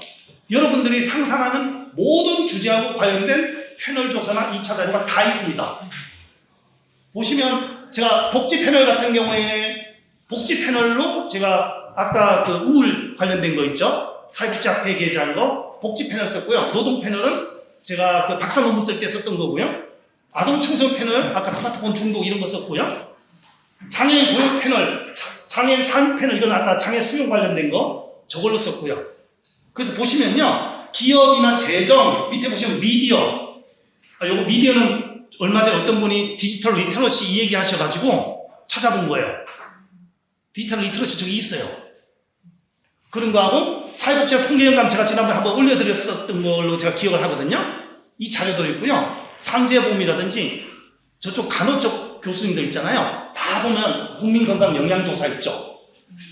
적어가지고 논문 굉장히 많이 쓰세요. 그래서 여기 있는 분들 중에 노인 관련된 뭐 쓰고 싶다 그러면 노인 관련된 거 있습니다. 다. 그래서 죄송하지만 관심 있는 주제 있잖아요. 관심 있는 주제 놓고 뒤에다 패널자 써가지고 한번 검색해 보시면요. 정말 웬만한 거 다 있습니다. 그래서 이런 자료들을 활용해가지고 설문조사 하시는 것도 굉장히 좋고요. 그게 조금 시간이 많이 걸리고 불편하시면 이런 것들을 쓰시면 아까 척도까지 다 정리하실 수가 있다. 보시면 여기도 복지 패널 있죠. 데이터하고 그 다음에 설문지까지 다 제공되고요. 그 다음에 여기에서 나온 기초분석 보고서까지 다 있습니다. 그래서 이거 다 무료입니다. 회원가입하시고 그냥 자료 요청하면 다 다운받을 수 있습니다. 옆에 거는 장애인 3패널 요것도 있고요. 그리고 보시면 여기는 그 청소년 정책연구원 가면요. 아동 청소년 패널, 청소년 패널, 다문화 패널, 학업 중단 청소년 패널, 그 다음에 아동 청소년 인권 실태, 청소년 사회 경제 실태 조사, 요즘 사교육제에서 관심 있는 청소년과 관련된 주제는 다 있습니다. 요거는 노동 패널하고 그 다음에 요건 여성 가족 패널, 여성 관리자 패널. 그래서 여성 분야나 이런 가족 분야에 관심 있는 분은 이런 거 쓰시면 되고요, 그냥. 그래서 예시로 이제 좀 말씀을 드리는 거고요. 저렇게 해가지고 그 다음에 자료 분석해가지고 통계 돌려서 자료 나오는 것들. 그러면 그 분석 결과에 대해서 나온 의미를 해석을 해야 되잖아요. 그걸 거치시면 되고요. 저는 이제 가끔 이 해석 이게 처음에는 무슨 뜻인지 잘 몰랐다가 제가 한번 굉장히 해석의 중요성 이런 것들을 한번 경험했던 게 어떤 건가 하면 둘째 자녀 출산 이거 논문을 쓰고 통계를 돌렸는데요. 제가 예상했던 결과는 남편이 아이를 낳았을 때 아이 양육부터 시작해서 배우자한테 굉장히 잘해줍니다. 돌봄도 같이 해주고 아이 양육도 같이 해주고 집안일도 같이 도와주고 이러면 둘째 자녀 출산이 더 좋아지겠다를 저는 가설을 세웠죠. 통계를 돌렸는데 반대예요. 남편이 겁나게 도와주면 출산율이 떨어져요. 그래서 내가 통계를 잘못 돌렸나 하고서 몇 번이나 다시 검증을 했는데요. 계속 같은 결과가 나와요. 그래서 커피 마시면서 계속 고민했습니다. 이게 도대체 무슨 일인가? 내가 뭔가를 잘못했나? 그 점수를 채점 잘못해놨나? 했는데 결국 같은 점수가 나오더라고요. 근데 생각을 해보니까 전혀 다르더라고요. 지난주에 제 지도 교수님 만났는데 지도 교수님도 제가 고민했던 거 비슷한 얘기를 하시더라고요. 자녀들이 아기를 낳았는데 애기를 양육을 겁나게 도와줬는데 야, 너 애 하나 더 낳아야지 그랬더니 자제분들이 뭐라고 하시는가 하면요. 힘들어서 못해요. 제가 그 짓을 또 하라고요? 그래서 제가 실제 해석했던 내용이 그겁니다. 남편 입장에서 생각해보면 와이프를 낳고 싶죠. 남편이 잘 도와줄 거니까. 근데 남편 입장에서는 내가 또 퇴근해가지고 집안일을 다 하고 육아하고 그 다음에 와이프 다 도와줘야 되고 남자 입장에서는 낳고 싶을까요? 낳기 싫을까요? 낳기 싫죠. 와이프 어디 가서 씨를 받아오지 않는 한은 둘째가 안 태어나죠. 그래서 실제로 그 고민을 해서 그렇게 썼더니 다들 그거에 대해서 다른 심사위원들이 이의제기나 이런 것들이 전혀 없었거든요. 그래서 어떤 현상이 나타났을 때 기존 연구하고 다를 때 왜 이랬을까, 왜 이런 결과가 나왔을까에 대해서 그 의미를 잘 정리해보는 거, 요게 해석 이렇게 얘기합니다.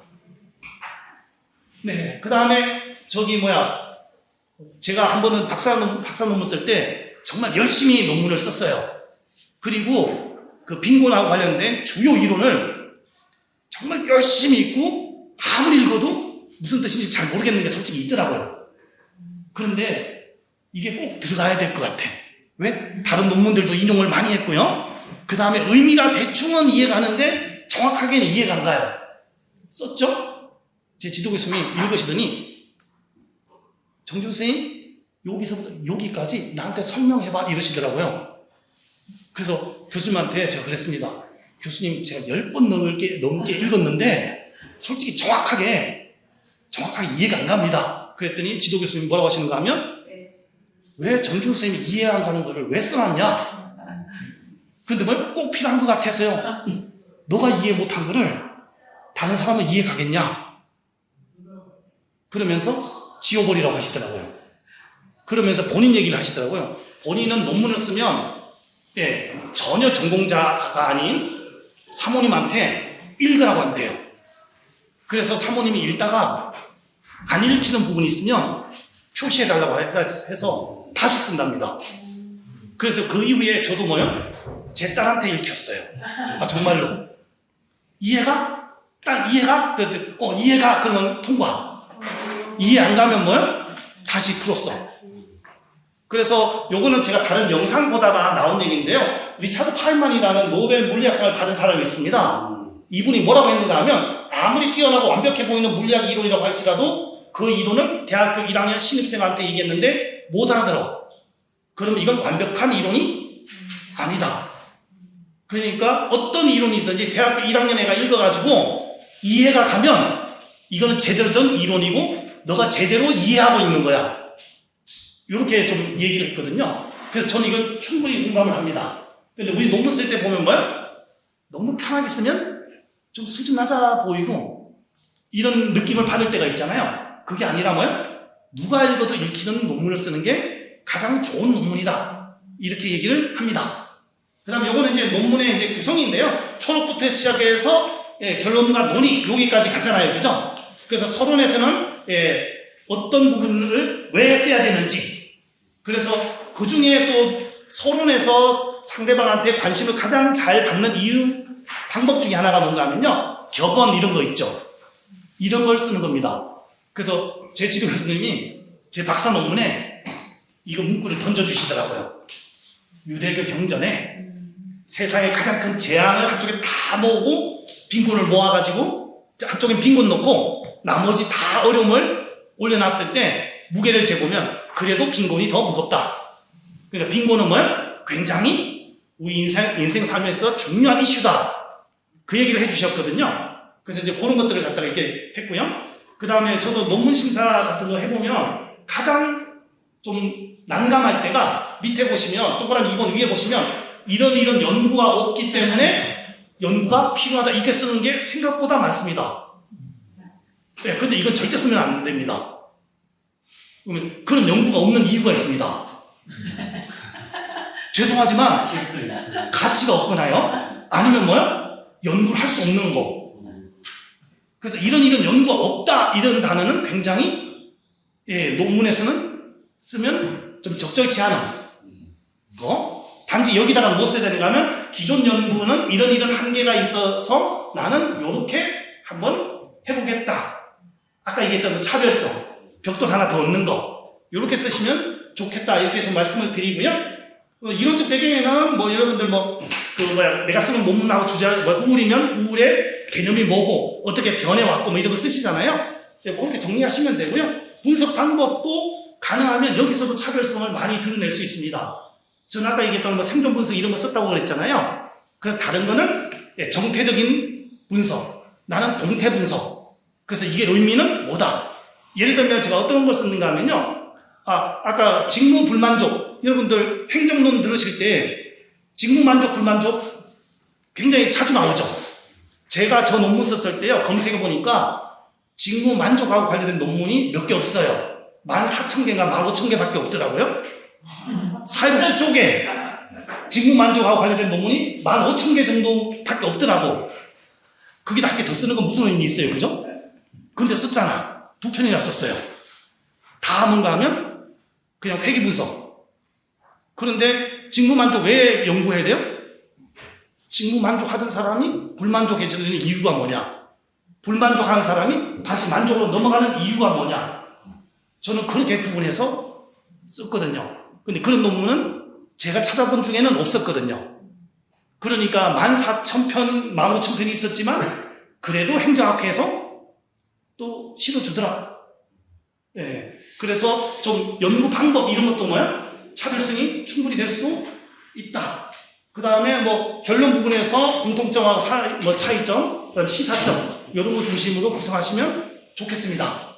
그래서 저는 여기까지 좀 짧게 끝내려고 최대한 노력을 했지만 제가 항상 제일 안 되는 게 말을 줄이는 게 제일 안 돼가지고요. 여전히 길어졌습니다. 긴 시간 동안 들어주셔서 감사합니다.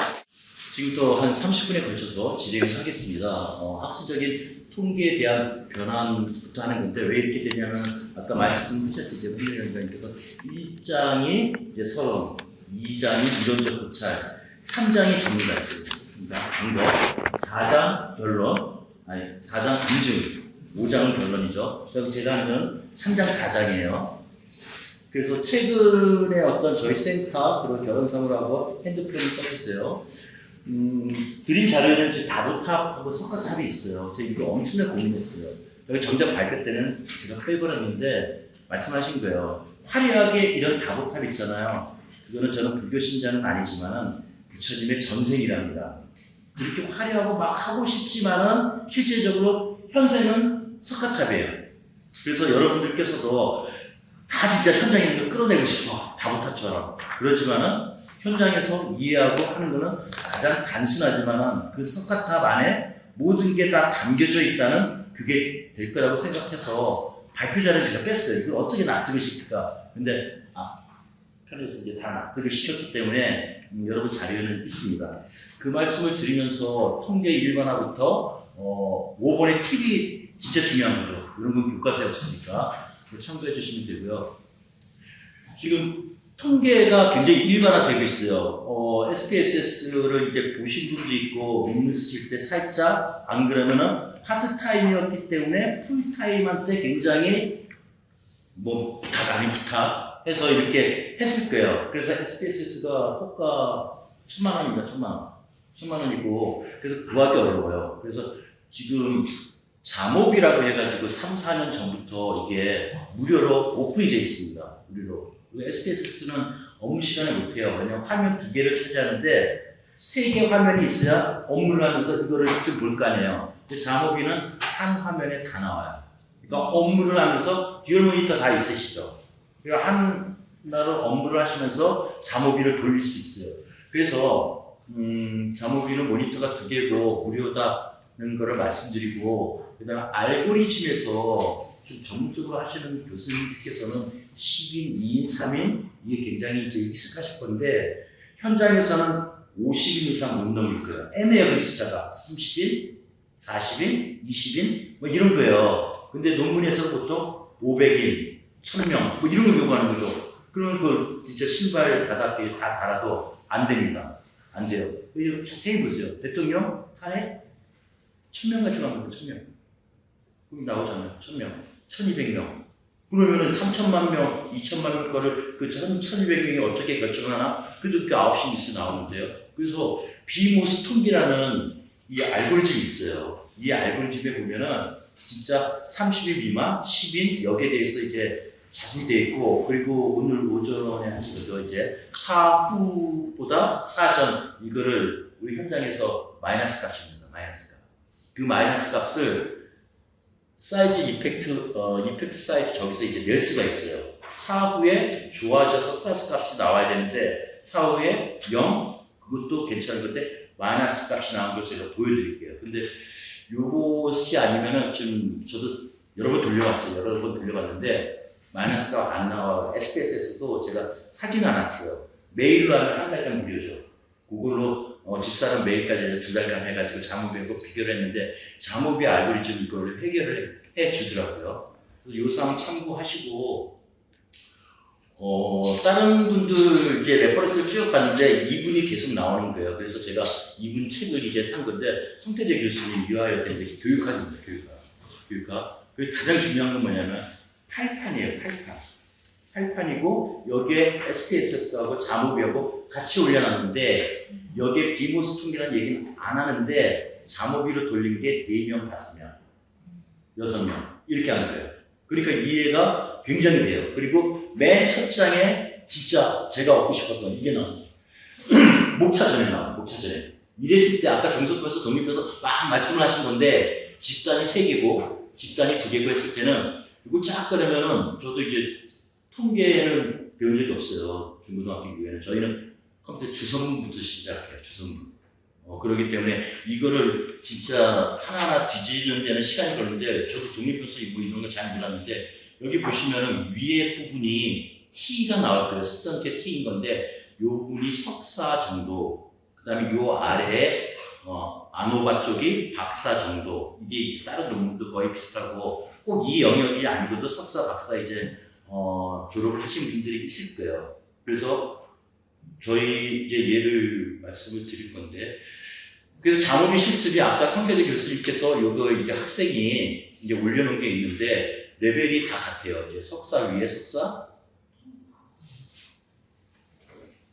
위에가 석사, 그 다음에 아랫부분이 이제 박사인데, 이 박사 논문을 하기 위해서 중간에 이 부분에 이제 뭔가의 상관관계, 이런 것이 좀 들어가는 거죠. 곧바로 뛰어넘을 수는 없고. 그래서 거의 논문이 여기 T 검증까지 됐고, 아마 지난 저희 틀리 비틀리 논문 올린 게, 이게 여기 독립해서 T까지예요. T까지. 근데 이번에 이제 올린 거는 아노바까지 이제 올린 겁니다. 그래서 될지는 모르겠는데, 말씀드린 거고, 좀 더 이제 확대한 겁니다. 처음에는 이제 자모비를 이제 설치를 해야겠죠.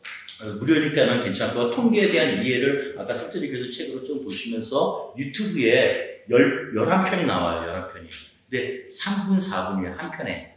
그렇게 이해가 빨리 돼요. 굉장히 지루하지 않아요. 어떤 유튜브는 뭐 20분, 30분 한 편이 그런 건데, 그래서 1, 2, 3 쭉 해가지고 다 11편 다 읽으면은 15분, 뭐 8분 해가지고 2시간이면 이걸 다 보실 수 있는데, 그 책을 구입을 하셔서 25,000원인가 그래요. 같이 메모를 하시면 좋고, 그래서 이 공통으로 그 다음에 보시는 거고, 저희 사업이 센터 사업에 저기 T 검증의 사업 6번, 사업 7번, 사업 8번까지도 이렇게 쭉 맞아 들어가는 거거든요. 그래서 아노바 부분이 이런 변남문서, 뭐 2의 아노바가 이런 변남문서 여기까지입니다. 요걸로 거의 끝나는데 90%의 어떤 사회복지 교육학은 여기서 논문이 나온대요. 저는 이제 전공이 아니기 때문에 잘 모르는데 나머지 10%, 20%는 특별한 걸로 이제 하시는 것 같고. 그래서 여기 보시면은 이제 즉 관심이 있으신 분은 경기복지재단에 이제 조승원 교수님이 1년에 3번 오세요. 초급, 중급, 고급을 오는데 제가 이제 작년에 우연히 기회가 좋아가지고 중급을 들어갔어요. 거기에 T에 대한 게 나오는 거죠. 그 다음에 3과정이 이제 아노바에 대해서 나오는 건데 거의 정해져 있어요. 이제 4월경에가 1단계고 5월이 2단계고 아노바가 9월이에요. 그래서 조성원 교수님, 백석대학교 교수님인데 좀 불만인 것은 프로포절 하는 게 2월, 3월에 예산이 풀렸는데 9월에 아노바까지 하면 이게 또 잊어버린다. 근데 저는 또 의아해요. 프로포절에 왜 아노바를 쓰지? 논문에 쓰거나 결과 보고에 써야 되지? 자료가 없는데요. 근데 그래야 그 프로포를 따진다 이거죠. 얘기는. 차별화시키는 거죠. 이제 보고서에서 제안서에서 차별화시키는 거죠. 그래서 그 말씀을 하시는데 관심 있으신 분은 꼭 경기복지재단에서 아마 9월에는 3단계가 나올 거고 지금 2단계는 끝났어요. 여기서 이제 비모스 통계 10명, 20명 하는 게 우리는 이 왼쪽을 모스 통계를 안 쓰고 이 오른쪽을 씁니다. 의외로 제가 다른 학회에도 논문을 내봤어요. 여기에 대해서 굉장히 부정적이에요. 20명, 30명 안 돼. 300명, 500명. 석사생이나 박사생은 발품 팔아서 할 수 있는데 현장에서는 도저히 안 되는 거예요. 근데 제가 1000명, 2000명까지 하는 방법을 알려드릴게요. 여러분들 저 현장에 다 있어요. 자, 그래서 참고를 하시고 여기서 이제 또 중요한 게 확률이죠. 0.05보다 클 때는 어떻게 되냐. 연가설이 있고 이게 기각되고 뭐 이런 굉장히 말이 많은 건데 여기에서 이제 이펙트 사이즈가 나오는 겁니다. 이게 2003년도, 2009년도 그렇게 이제 잘 모르시는 분이 실제로는 계시더라고요. 물론 아시는데도 언급을 안 하시는 건지. 그래서 2009년도에 나온 어떤 이론까지도 이제 잡을 필요가 있는데 그래서 기각됐는데 하지 말라는 말이냐 했을 때는 그 기각이 돼도 우리가 뭐 소수점이잖아요. 근데 그 안에 이 작은 숫자가 또 있다는 거예요. 기각됐지만 그래도 조금 차이가 있으니 그 차이를 잡아내서 연구를 해도 된다는 거예요. 그래서 비무가설이 채택되고 연구가설 기각되죠. 그러면 안 하죠. 이 사이드 이펙트 돌려보면은 그래도 거기에 효과가 차이가 있으니 해도 된다 하는 거거든요. 그래서 그 조선 교수님 말씀 맞는 것 같아요. 그래서 이제 아까 교육 과정입니다. 9월 달에 되면 이제 3단계 이렇게 하시니까 좀 이틀을 하시는데 첫째 날은 여러분은 어떤 이론제 다 안고 둘째 날은 실제적으로 실습을 하는 것에 대해서 알려주시는데 둘째 날에 굉장히 유익해요. 그리고 이게 유튜브입니다. 여러분 참고로 이제 이 유튜브를 방문해 보시는데 이 여자분께서 칠판을 놔두고 이론적인 설명을 쭉 해요. 쭉 하는데 이게 이제 굉장히 잘 들어올 건데 이 T 검정에 대해서 나오잖아요. 약간 석사 정도 수준이라고 그랬죠. 그래서 설명을 굉장히 잘 해주시는 거고 그 다음에 이원 분산 분석 이게 안오바거든요. 여기까지 해줘요. 그러면 여기도 굉장히 짧아요. 한 2시간이면 이제 다 볼 수 있는 건데 그 더 자세한 건 어떻게 하란 말이냐 했을 때는 유료입니다. 유료. 업체 대표이기 때문에. 업체 대표. 근데 어떻게 해요? 좀 과외 시간에 공부하시고 풀타임이 아니신 분들은 지도를 받아야 되는 입장이잖아요. 그러니까 유료에 이제 가입을 하시는데 개념은 다 아니까 이제 굉장히 서로 간의 커뮤니케이션은 잘 되는 것 같아요. 근데 여러분들께서는 그냥 유료 안 들어가셔도 충분히 이해가 되더라고 제가 생각을 하고 있거든요. 근데 팁입니다, 팁. 진짜 이거는 하시려면은 책상 앞에 붙여놔야 돼요. 지금도 저는 헷갈려요. 왜 같은 영어인데도 귀무가설, 영가설 뭐 이렇게 유의한 차이가 없음? 점 영어로 왜 표현을 할까? 또 그거 대립가설? 여기는 영국가설이라고 하네? 여기는 유의적이라고 하네? 이것 때문에 앞에서는 뭐 대립이라고 썼다가 뒤로 가는 때가 유의하다고 막 쓰는 경우도 있고 숫자로는 점 영영 2라니까 그래서 요거에 대해서 책상에 딱 붙여놔요. 이거는 뭐 생각하고 할 필요가 없어요. 그 보초는 이 말로 내가 기무가설로 썼으면은 끝까지 기무가설 쓰는 거고 영가설 썼으면 끝까지 영가설 쓰는 거고 이 차이인 거고 그래서 여기에서 차이가 없다 비모스 통계 적용을 한다 이게 이제 서술적으로 썼을 때는 이쪽에다 쓰면 안 되는 거죠. 이쪽은 차이가 있다는 거죠. 이거 잘못해서 제가 이쪽에 쓴 적이 있어요. 나중에는 이걸 생각 없이 하다 보니까 그리고 이거는 0.05에 대한 거고 알고리즘 방법론이 있다 그랬잖아요. 그래서 거기 방법론에서 0.05라는 거 5%죠. 5% 이상이 된다 했을 때는 그 알고리즘이 맞는 거예요.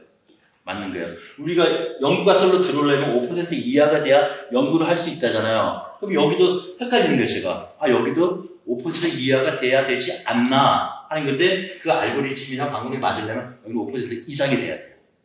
여기서 저도 잘 가다가 이제 옆으로 빠지는 경우가 많은 건데 꼭 유념을 해주시고 저도 아직까지는 이거 제 나름대로 정리한 거 뭐 특별한 건 아닌데 책상에 붙여져 있습니다. 경험적 근거를 말씀드릴게요. 통계 변화는 많이 있는 거예요. 무료로 배포가 된 거고 비모스 통계 5명, 10명, 20명도 할 수 있는 거고 충분히 현장에서도 할 수 있다는 거고 경영적 근거에서 90년대에 이제 저는 IT였기 때문에 IT 기업이 이제 인트라넷 해가지고 미 국방부에서 내부적으로 이게 인터넷으로 빌 게이츠가 바뀌어가지고 글로벌하게 해가지고 오픈이 된 거거든요. 그래서 이 당시에는 굉장히 90년대하고 2000년대는 IT 쪽도 단절이 많았어요. 너 아니면 나 아니면 너는 적이고 우리는 아군이고 뭐 이렇게 편이 많았는데 인터넷에 대해서 빌 게이츠가 공연을 한 거죠. 그래서 많이 소통이 된 거고 그리고 IMF 자체가 우리가 소통을 안 했기 때문에 IMF가 된 거 아니냐 정보를 몰랐다는 거잖아요. 그래서 IT 하는 분은 저하고 연식이 비슷해요. 66년 말기. 저는 어디가 딱 가면 IT 딱 나와요. 그 다음 저희 다음 세대부터는 ICT라고 발음할 거예요. 저는 IT 그래요 아직까지 연식이 그래서 그런데 저 C가 뭐냐면 결국 커뮤니케이션이잖아요. 그럼 IT는 뭐 전자 쪽에서 얘기하면 저거는 통신이에요 통신. 근데 여러분 쪽에서 얘기하는 커뮤니케이션은 의사소통이죠. 의사소통입니다. 그래서 우리 공학 쪽에서도 저 C자 하나 때문에 통신 하나 더 배우는 게 중요한 게 아니고 저거 의사소통이다 해가지고 저희 교수님들도 그렇게 알아서 소통을 해야 된다. 그러면 이제 여러분들께서 복지하실 때 이제 커뮤니티 공동체가 나오는 거잖아요. 저기까지 같이 가는 겁니다. 그래서 파트타임인 분도 풀타임 쪽에 대학원생이나 박사가 이제 많이 도와줘요. 이걸 배웠으니까 커뮤니티 의사소통이고 공동체다 하는 거를 이 C라는 용어로 배웠으니까 실제로는 이게 통신인 건데 그래서 IT가 많이 발전이 된 거고 요게 이제 참 적용 제가 많이 합니다. 이 그림이 있잖아요. 지난 1년 반 사이에 저희 학회에서 실행이 되고 있더라고요. 그래서 저로 따지면은 저는 IT의 어떤 기업인이었는데 진짜요. 임대료가 직원 2명인 겁니다. 가산 디지털 단지, 디지털 단지, 임대료 2배. 이직을 해요. 엄청나게. 우리는 표현을 그래요. 메뚜기 뛴다고. 근데 이게 자료를 갖고 가요. USB가 없어도 자료를 갖고 가 다른 기업으로 가버려요. 고생해서 만들었는데. 그래서 제가 한 방법은 공익요원을 써요. IT는 그 특례가 있어서 공익요원 올 수 있어요. 지금 사회복지가 오듯이. 근데 근로장학생을 써요. 그 다음에 시니어, 퇴직하신 분을 써요. 그랬을 때는 한계가 있기 때문에 교수님을 IT기업에 저희 이사로 해버려요. 이사로. 그럼 교수님이 그 학생을 취직시키거나 실습을 시켜요. 비상근 이사로. 학생 취직을 시키고, 저희는 측정 장비가 교수님 측에 많아요. 비싼 거. 그럴 때 거기에 로우 데이터를 줘가지고 교수님 하는데, 교수님은 또 IT 쪽은 여러분 쪽은 안 하실 때 IT 교수님 창업을 해버립니다. 그 교수 창업제가 있어요. 그래서 창업을 해서 학생을 데리고 있고, 그리고 교수님과 같이 이 나라 장터 있죠. 여기 가가지고 이제 프로포절 해가지고 따는데, 그걸 백석대학 조설 교수님이 얘기하는 거예요. 통계를 돌려가지고 보고서를 써라. 그런 거죠. 결과 보고가 아니고 프로포절 할 때. 이랬을 때 이제 학회에서 교수님하고 하는데, 제가 이제 이쪽이 되는 거죠. 이쪽에서 이제 일본 쪽에 가가지고 이제 교수님이 제 기업에 있을 때 동경에 가서 발표를 하는 거죠. 1어로. 그건 당연히 해줘야 돼요. 우리나라 와서 한국말로 하면 얼마나 호응도가 좋아요. 그래서 동경에서 1어로 발표한 적이 있고, 캐나다 밴쿠버에서 영어로, 그 다음에 내려와가지고 샌프란시스코에서 이제 영어로 발표한 적이 있는데, 중국을 못했지만, 북경 같지만. 근데 중국어는 중국 대학원생이 와요. 그 사람들 진짜 잘하는데, 결국 돈 버는 사람은 일본하고 미국에서 돈이 안 돼요. IT. 중국에서 다 돈 벌었어요. 저는 이제 돈을 못 벌었다라는 얘기죠. 그 당시에. 중국에서 많이 벌고. 근데 이제 경험을 많이 한 거죠. 일본 가가지고. 사실은 뭐 그걸로 일본어로 발표하든 영어로 발표하든 간에 그 앞 뒤에 어떤 예의 표시, 제스처, 이런 거를 알아야 돼요. 가서. 막 스윙하고 이러면 일본 애들 되게 싫어요. 거꾸로 이제 영국권이나 이제 캐나다 사람들은 모션하는 걸 굉장히 좋아하고 그런 게 있어요. 그거에 따라서 이제 호응도가 되는 건데, 이러한 게 이제 저도 북경에 이번에 갔다 왔으면서 이제 많이 도움을 받았고, 진짜 회장님 열심히 잘 하셔가지고 이 모양이 되면은, 사실은 여기서 이게 국제학술 대회기란데, 제 때만 해도 25년, 30년 때 SCI 하면은 대학교 프랭카드 붙습니다. 지금 이제 많이 되죠. SCI 많이 되는데, 국제학술 대회기란데 사실 제가 통상이에요, 통상. 학생들이 발표를 해요, 졸업생들이. 걔들은 실리콘밸리 가는 실적이에요. SCI 실적이 아니에요. 저희가 그 학교에 학술대회 가지고 발표를 했다는 우리 책자 뒤에 나온 거, 이게 그 스펙이 되는 거예요. 저 같은 경우는 이제 스펙이 되는 거죠. 그래서 저거는 통상이고, 거기서 이제 중국 발표를 한 사람은 돈을 많이 버는 거고, 와 해가지고 돈을 많이 버는 거고. 학교도 가겠어요. 학교에는 교수님이 창업을 했다 그러지만 거기는 약한데, 기업으로 와 해가지고 교수님 제끼고 기업이 이제 발표했던 사람하고 하는 건데, 교수님들 좋아요. 그래도 계기를 해줬으니까. 그래서 아까 커뮤니케이션 C, 그게 다 달성돼서 IT 강국이 된 겁니다. 그렇다고 저는 생각을 해요. 네. 이 책은 저희 센터 사례인데 자모비를 적용한 겁니다. 그래서 정부 지자체에 대해서 항상 저희도 이제 공신력 해가지고 뒤에서 말씀드릴 사업 1에 대해서 포천시, 광역, 그 다음에 사회복지 공동모금의 전국까지 간 거고, 저희 학회에서 현장 실천 논문으로 2년 전에 이제 채택을 해주셔서 저는 진짜 굉장히 감사하다고 생각하고, 그걸 발판을 해가지고 중국 발표까지 간 거죠. 근데 여기 실제로 빨간 걸로 저희 사업 4하고 5는 우리나라 노인복지 1, 2 거기에 제가 됐어요. 비모스 통계 이런 거 200명, 300명 안 돼서 안 된다 하는 거고, 교신조작 아까 말씀하셨지만 교신조작가 저로 했거든요. 근데 이 사람은 뭐 복지도 아닌 것 같고 뭐 한 거 해가지고 안 돼요. 근데 진짜 세 분이 다, 아니 한 분이라도 이거 공산당도 아니고 대통령 탄핵도 아니고 어떻게 세 분 다 이렇게 될까 하는 거예요. 한 분은 그래도 수정 계절에도 뭐 안 그래도 수정 다시 보자는 건데, 그래서 제가 진짜 운영 규정 잘 봐야 돼요. 운영 규정 거기 다 보니까 재심사 할 수 있다 그랬어요. 그래서 재심사했는데 왜 재심사를 올렸냐? 운영 규정이 있잖아요. 그러니까 그거를 편집위원장님이나 조교까지 모르고 있었어요. 근데 재심사는 동일 교수님한테 가는 건데 이렇게 해서 동일 교수님이 그거를 번복하시지 안 하죠. 이렇게 또 들었다니까. 그래서 마음의 상처를 많이 입어서 집사람이 많이 위로를 해준 건데 아직 저도 실정을 잘 몰라요. 이쪽은 IT 쪽은 C라는 글자가 들어갔기 때문에 그게 많이 이제 오픈이 된 건데 사회과학 쪽은 잘 모르고 사업 1은 저희가 그 엑셀로 이제 한 거예요. 그래서 실천 현장 논문에서 저희 학교에서 이제 그것을 게재를 해주신 거고 그 다음에 사업 2에 이게 엑셀이죠. 사업 1에 대한 거. 가만히 생각해도 엑셀로 해가지고 이렇게 열심히 해서 척도도 있고 뭐가 했는데 실천입니다인데 그것도 감사합니다 생각했는데 뭔가 이상한 거예요. 제가 봐도. 그래서 그 엑셀 가지고 제가 이제 작업비를 돌려가지고 사례 관리를 해서 이랬습니다 막 쓰잖아요. 4페이지 5페이지 그걸 통계를 돌렸어요. 그러니까 거기에 5% 넘는 사람이 있네. 이 사람 뭐지? 이게 튀어나오는 거예요. 그것만 분석하면 되는 거예요. 그래서 작업을 가지고 정량적으로 한 거고 거기 이제 시청의 보고서를 내야 되잖아요. 학회 말고 거기에 중간에 들어갈 어떤 저기가 없어요. 장절이 없어요. 이 통계 돌린 거예요. 그래서 부침에다 넣었어요. 부침에. 그렇죠. 넣을 수밖에 없죠. 그러니까 담당부문이 평소에 이렇게 쭉 보다 갑자기 이게 작업이 돌린 게 나오면 이거 뭐야 할 거 아니에요. 보고서 양식이 시달돼 있는데 그래서 이걸 부침에 넣었다는 거죠.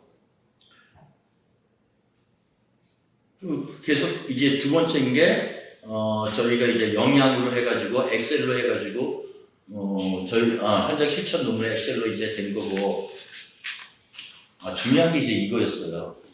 제가 이제 또 연식이 나오는 건데 이거 여러분들 우리나라 컴퓨터 들어오기 전에 플로우 차트 해가지고 배우신 거죠.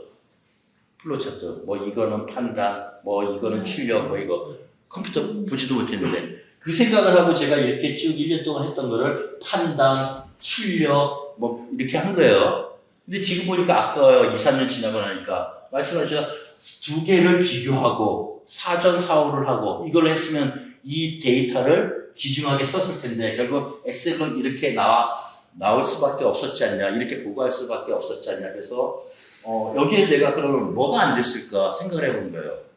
현장 실천 논문을 줬는데 뭐가 안 됐을까 줄 때 아까 기술적 통계 사회 인구학적 이거 할 때 5%가 넘었다. 이게 이제 엑셀에서 어떻게 표현이 안 된 거죠. 5% 넘은 거. 그 다음에 정규 분포 여기에 이렇게 쭉 해가지고 거기에 몰려 있어. 이게 표현이 안 되는 거죠. 갑자기 한두 명이 툭 떨어져 있으면 어쩔 건데 이게 안 되는 거죠. 그 다음에 사전 사후 척도 사전 사후인데 여기서 합쳐져 버렸어요. 그러니까 이게 안 되는 거죠. 그러면 소수 20명밖에 안 돼. 이거 불확실해. 이것도 해결이 안 되는 거고. 그렇기 때문에 이 네 가지 최소한 이 네 가지가 검증이 되지 않았다는 겁니다. 그러니까 이거는 학회지에 안 되는 거죠. 안 되는. 편집위원장님이 쉽게 말씀하시는 건 현장을 다 아시는 거니까 검증 안 된 거에서는 학회에서는 인정을 안 해주는 거죠. 이제 시청에 보고서는 되겠죠. 그래서 검증을 하자 하는 게 이거예요. 이거. 그래서 지금 여러분들 나눠드린 별도의 그게 하나가 있어요.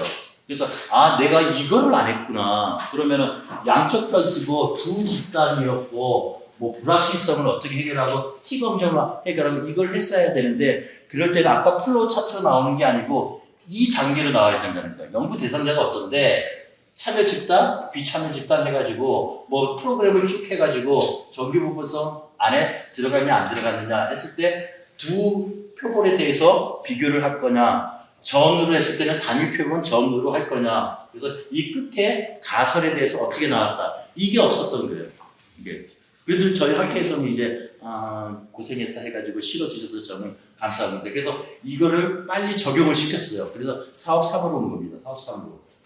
사업 3으로 왔을 때 저희가 20년 동안 한 거예요. 그래서 쭉 해가지고 여기에 보면은 이제 일자리 쪽에 여기는 사회 서비스요. 그 다음에 여기는 생산 쪽, 여기는 판매 쪽 이렇게 해서 그리고 저희가 이제 가외로 하는 사업이 쭉 있고 했을 때 이거를 20년 동안 고생을 했는데 어떻게 표현을 할까 했을 때 이걸 다 표현할 수 있어? 했을 때는 말씀하셨잖아요. 거창하게 왜 다 하려고 하느냐. 단순하게 이것만 다른 데보다는 조금 더 나았다고 해서 하면 되잖아. 근데 60만 안 그래요. 다보탑에 그랬죠. 60만. 65탑이에요. 이 다부탑 20년, 30년 동안 얼마나 한 건데 왜 그 석가탑 갑자기 석가탑 내놓으면은 너 실력 없어. 내가 다부탑을 다 했더니 석가탑이 나와요 하면은 내공이 있어. 이런 거잖아요. 그러니까요. 그래서 이걸 다 어떻게 표현을 하겠습니까? 그래서 여기서 이제 북경에서 이제 설명만 드릴 거고 학술은 아니었고 북성에서 여기서 직원들 이렇게 했을 때 급여가 들어갈 때 공동체를 하는데 10명의 직원이 총 1000명이 공동체를 하는데 연간 20억 원이 든다. 아까 우리 경영관대가 보니까 연간 36억이더라고요. 36억 드는 건데 거기에 같이 있는 분들 지역하고 공동체는 한다 그러지만 120분 이렇게 있는 거예요. 물론 이제 굉장히 육체적으로 저희 저 어려운 분들이니까 그리고 거의 1대2 정도에 하는 건데 우리는 10명이 1000명이니까 사회복지사 1대100이죠. 1대100. 이걸 가지고 하는 거예요. 그래서 GDP로는 4%인데 저도 이걸 그냥 말로는 북경에서 했는데 이게 진짜 학교를 가려면은 뭐 수익 창출 곡선 뭐 경영이나 회계 쪽은 제가 잘 모르고 이때 회장님 아시네. 이때 회장님 오셔서 분명히 말씀을 하실 건데 수익 창출이 어떤데 뭔가 분석 방법이 있을 거라고 이제 말씀을 하실 건데 저는 단순히 GDP에 4%를 사용한다 한 거고요. 그래서 이 논문 두 개가 이제 드롭된 거예요. 뭐 한국 노인 땡땡학회, 뭐 노년 땡땡학회, 한국 사례 땡땡학회 드롭됐어요. 세 분이 다 이제 드롭이 됐어요. 그래서 왜 그랬을까 했으니까 여기에 지금 뭐라고 써 있어요? 별별 일이 다 있었어요. 저 이거를 공식 책자인데 별의별 일이 다 많았으면 쓰지 못하죠. 그래서 이거 못 보셨을까? 별별 일이 다 많았어요. 그러니까 운영 규정에 제트부 할 수 있다. 뭐 이런 것도 편집장님이 모르고 밑에 이제 조교였겠죠. 그때 가천대학교에서 제가 발표합니다 하고 막 떠들었잖아요. 자랑했잖아. 그 발표는 학술대회 때 되는데 그거는 논문으로 안 돼요. 그럼 발표 왜 시켰어? 그렇죠. 똑같은 건데. 그래서 그 이상하죠. 그러니까 학술위원장님하고 편집위원장님은 달라요. 그러니까 그래요? 그 홈페이지 보면 나오잖아요. 같은 대학교. 근데 저는 이렇게 뭐 얘기를 하지만 여기 계신 교수님께서는 나 이 학회 회원인데요 하시면 저는 또 할 말이 없는 거죠. 근데 학회 나름대로 사정이 있었을 거예요. 그래서 제가 학회 성향에 대해서 제가 무지한 거죠. 무지했던 거예요. 그러니까 별의별 일이 참 많았어요. 그래서 정성적인 논문 평가 있잖아요. A4 2장 썼는데 93점. 기분 좋죠. 어떤 분도 A4 2장 썼는데 73점. 이유가 다 있는 거예요. 그래서 A4 2장을 다 써주세요. 근데 그냥 A4 2장 써놓고 들어. 이거보다도 A4 2장 써놓고 65점. 이해한다 이거예요. 한 20개 항목에 대해서. 그래서 지난번에 처음에 저희 학회에서 제가 그걸 받았어요. 한 20개 항목에서 93점. 그 다음에 A4 2장 써주시고 쭉 A4 2장 썼는데 73점. 이 편차는 93에서 진짜 20점 차이지만은 저는 기분이 좋았어요. 그 점수에 그 내역이 있었구나. 그래서 결국에는 이제 게재가 된 거고요. 자, 6번째입니다. 그래서 결국에는 이렇게 가야겠다. 3장이죠, 3장. 3장 연구 방법에서 가설을 세워야겠다. 그래서 평소 사례 관리를 할 때 정량철이라든가 사전 사후에 대해서 비교를 하는 거 꼭 척도를 생각해야 했고 5%보다 작아서 연구 가설이 채택돼서 내가 연구를 해야겠구나 하는 걸로 쭉 간 게 이제 3장 1절이죠. 3장 1절. 그래서 이렇게 처음에 시작을 해서 첫 단추를 잘 꿰야겠다 하고 들어간 겁니다. 만약 5% 안 돼도 나중에는 사이즈 이펙트로 해서 할 수 있다 그랬죠. 그렇게 했을 때 내가 어떻게 했을까? 아까 플로우 차트 이렇게 봤는데 2개의 집단인데 묶어가지고 끝내버렸어. 엑셀을 했다 그랬죠. 그게 아니고 어떻게 하든 2개의 집단을 만들어야 돼요. 한 집단은 딱 끝나면 이거 너무 쉬워요. 독립 T에서 단위표본 T에서 이거 너무 쉬워요. 우리 평소 하고 있다는 거예요. 그걸 작업을 했다는 겁니다. 근데 2개의 집단 같은 칩과 같은 구간 관리인데 틀니가 있는 사람이 있고 틀니가 없는 사람이 있어요. 그래서 우리가 30명을 몽창하는 건데 전으로 끝내면은 그거는 논문이 제가 보기에는 너무 쉬워서 안 될 것 같고 그럼 이 둘 안에는 다 포함이 되니까 그럼 이 둘을 비교하는 거예요. 이 둘 사전에 사후에도 이 둘을 비교하는 거예요. 그래서 이 차이가 여기가 0.5의 차이가 있었고 여기가 0.7의 차이가 있을 때는 교육이 좋았냐 나쁘냐는 그 다음에 판단하는 거예요. 무조건 상호 비교가 있고 이 상호 비교에 대한 사후 비교가 있고 이러니까 굉장히 뭔가 같은데 하는 생각이 드는 거고 이거는 이제 우리가 30명을 사회복지사가 막 실어 날르고 뭐하고 했기 때문에 한 건데 여기에 프로그램 포함 안 된 분들이 있으면 진짜 좋은 거예요. 그러면 여기 30명하고 여기 30명 비교할 수 있어요. 이게 안 되니 이 30명 안에서 두 개를 비교하는 건데 이것까지 하면 가설이 두 개가 나오는 거예요. 가설 두 개가. 그래서 여기까지 풀려 쓴 거고 그래서 첫 단추 잘 깨기 위해서는 현장 상황을 고려해서 계획서를 쓸 때 그렇게 조성기관의 결과까지 자문을 삼은 건데 기관의 대상자는 이쪽에 있어요. 근데 기관 외의 대상자는 여기 있는 거죠. 그러니까 그러면 통계를 어떠한 방법일까 T 검증을 하는데 만약에 하나, 둘, 세 개 하면은 아노바가 돼요. 세 개 하면은. 근데 두 개만 하면 된다. 그래서 가설을 세우고 외부 대상자를 해야 된다.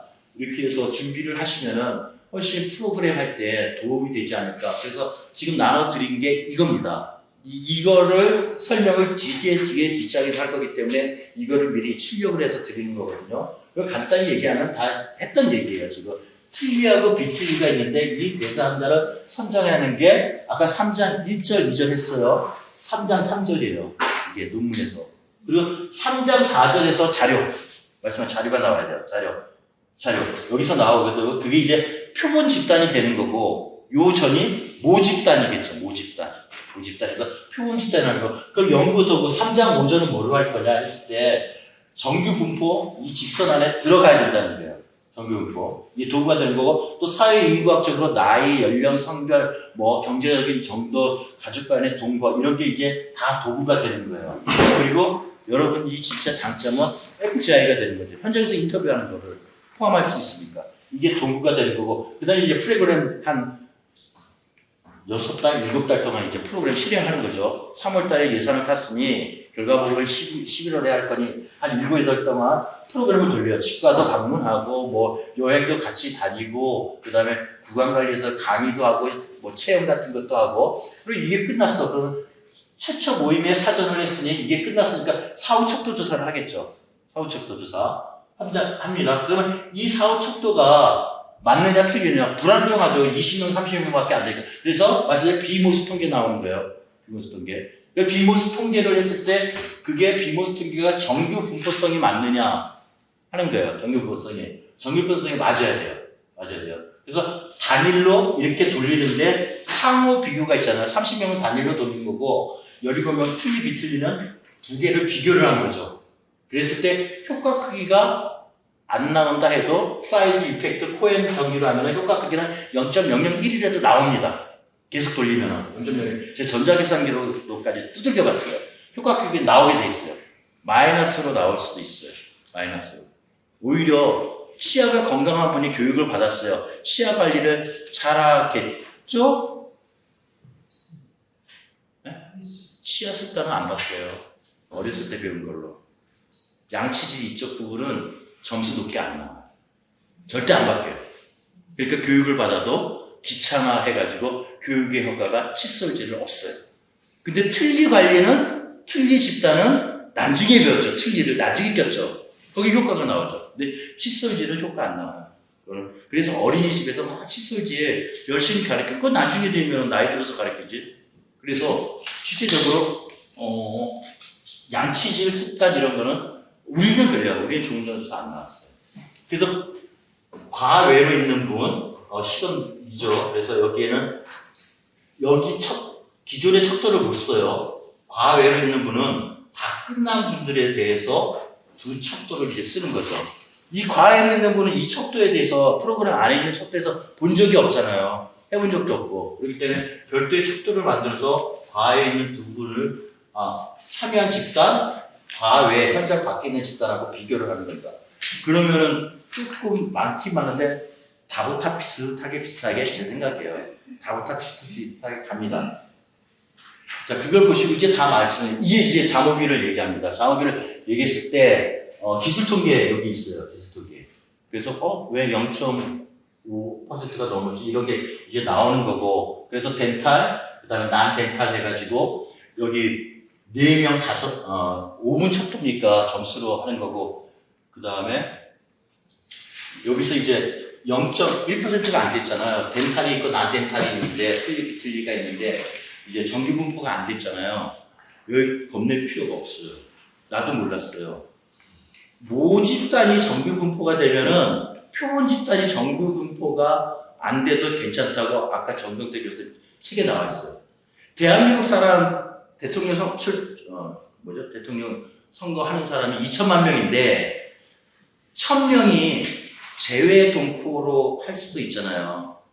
서울에서 집중할 수도 있고. 근데 모집단에서 선거에 대해서 정규 분포가 됐기 때문에 그 리서치회사에서 1,000명 가지고 하는 게 맞아요. 표본 집단 1,000명이. 그러니까 어떻게 됩니까? 그거는 걔들은 SPSS 중에서도 좀 옵션을 많이 썼을 거예요. 그래서 샤프로 입께서 0.001이네 이거 정규 분포 안 되네 해서 겁을 낼 필요는 없다. 모집단은 결국 뭐냐면은 우리 대상자 전체가 모집단이 되는 거예요. 그 대상자 중에 우리가 꺼낸 표본 집단이 정규 분포가 안 돼도 상관이 있긴 있는데 점수가 낮거나 불안정한다는 거죠. 그래서 불안정하기 때문에 숫자상의 불안정, 정규분포상의 불안정 때문에 비보수 통계 방법을 쓰는 겁니다. 자, 그래서 사전 사후 하는 건데 우리는 꼭 현장에 있을 때 제가 사진을 쓴 거죠, 사진. 그래서 그 나눠드리는 한 장에 대해서 쭉 설명하는 거예요. 그럼 이제 3.5까지 다 했으니 4장이 되는 거죠, 연구 결과. 연구 결과가 비보수 통계를 해가지고 결과가 나오는 거다. 그 다음에 그러면 이거를 어떻게 하는가? 그러니까 이게 프리하고 포스트잖아요. 프리하고 포스트. 전하고 사전 척도하고 사후 척도. 그래서 자막이 이거 쓰기가 굉장히 편해요. 자세히 보시면은 그럼 이 방법을 했는데 결과 수치가 나오잖아요. 벌써 이거 모니터 두 개를 하나의 모니터에 나오는 거예요. 하나의 모니터에. 그랬을 때는 여기 0.00545 5.4%죠. 5.4%. 여기에 유의를 해야 돼요. 사전하고 사후하고 5%가 넘은 겁니다. 이거는. 그랬을 때는 어떻게 한다고요? 샤프로 윌크가 정기성이 채택돼버린 겁니다. 이거는 기무가설하고 연구가설하고 상관이 없는 거예요. 정규 분포가 5%가 넘어서 된다. 그러면은 여기서 이제 윌콕스를 가는 게 이제 비보수 통계예요. 여러분이 이제 제가 늦은 시간에 말씀을 드려서 그런 건데 이 자모기를 보면은 사이즈 이펙트 있죠. 이게 아까 비보수 통계라고 그랬잖아요. 이걸 클릭하는 순간에 여기가 떠버려요. 실시간으로. 화면 넘기고 그럴 필요도 없어요. 숫자 여기 왼쪽에서 하나만 바꾸면 오른쪽에 차차차차 바뀌어요. 그래서 화면에서 이게 데이터까지 나오죠. 거의 3개가 나와요. 한 화면에. 데이터하고 방문론하고 결과치하고. 그랬을 때 30명 가지고 한 겁니다. 사전, 사후. 아까 5.4%예요. 5%가 넘어요. 그랬을 때 윌콕스 빈보수 통계로 들어갔어요. 보세요. 이게 사후에 마이너스 값이죠. 마이너스 값. 했더니 안 좋더라. 이 플러스 값이 나오면 했더니 좋더라. 그러면은 칫솔질의 습관은 배우긴 배웠어. 그런데 나아지지 않았어. 어렸을 때 습관으로 갔어. 더 귀찮아. 이렇게 해서 마이너스 값이 나옵니다. mu1 빼기 mu2 나오는 거예요. 그거를 이제 거의 이 결과값이 나온 거는 분산을 해서 나눈 거예요. 충분히 마이너스 값이 나올 수 있다. 그래서 오전에 견학을 했을 때 저분의 심정을 충분히 알 수 있다 한 건데 여기서 척도가 2개입니다. 척도가 2개고 틀린 집단하고 비틀린 집단이기 때문에 2 곱하기 2 해가지고 이제 4가지 경우가 발생하는 거 말씀드릴 거고요. 그래서 이제 나중에 사후 검증을 해야 된다 그랬잖아요. 그래서 호모지니어티 테스트까지 나오는 건데 사후 검증에서 5%가 넘으면 맞다는 거죠. 연구가설, 기무가설만 5%를 신경 썼는데요. 이게 맞네? 여기도 6.3%네? 맞네? 이렇게 되는 거예요. 그래서 차이가 분명히 나는데 사이즈, 이펙트 사이즈 보세요. 여기에 0.0, 여기 0.00으로 돼 있죠. 모수 통계는. 보면은 뭐하러 여태까지 이 고생했지? 근데 비모수 통계는 숫자 나와요. 0.0408 나옵니다. 이거로 딱 나오면 있잖아요. 확률은 1이잖아요. 확률 1위는 뭐예요? 아무 일도 없었던 거죠. 아무 일도 없고. 그리고 효과도 0으로 나와요. 모수 통계로 하면 이렇게 나옵니다. 그런데 비모수 통계로 가면은 1이 아니고 0.947이고 그 다음에 또 거리가 0.0408 분명히 효과가 좋든 안 좋든 건 있습니다. 그래서 어떻게 해요? 연구가설이 기각됐다 하더라도 해보는 거예요. 근데 사실은 연구가 썰이 기각됐다 해봤다가 했으니까 이 작은 숫자라도 나옵니다. 프로그램을 했으니까. 안 하면 안 나오겠지만 했으니까 나와. 그걸 연구 윤리도 있고 하지만 그걸 내가 조작한 자리 아니고 분명히 나옵니다. 그 세 개로 하니까 사업 7입니다. 사업 7에서 아까 막 어르신들 일자리 나오고 했잖아요. 거기에 집단을 3개만 만드는 거예요. 4개, 5개, 6개 막 만들고 싶지만 참아 하는 거예요. 그래서 3개 집단을 만들어서 아노바로 분석을 하는 겁니다. 요 밑에는 아까 이제 저희가 20년 동안 했던 거, 그것이 이제 쭉 연출이 되는 건데, 그래서 이 3개를 가지고 이제 지금부터 아노바 박사급이라고 했죠.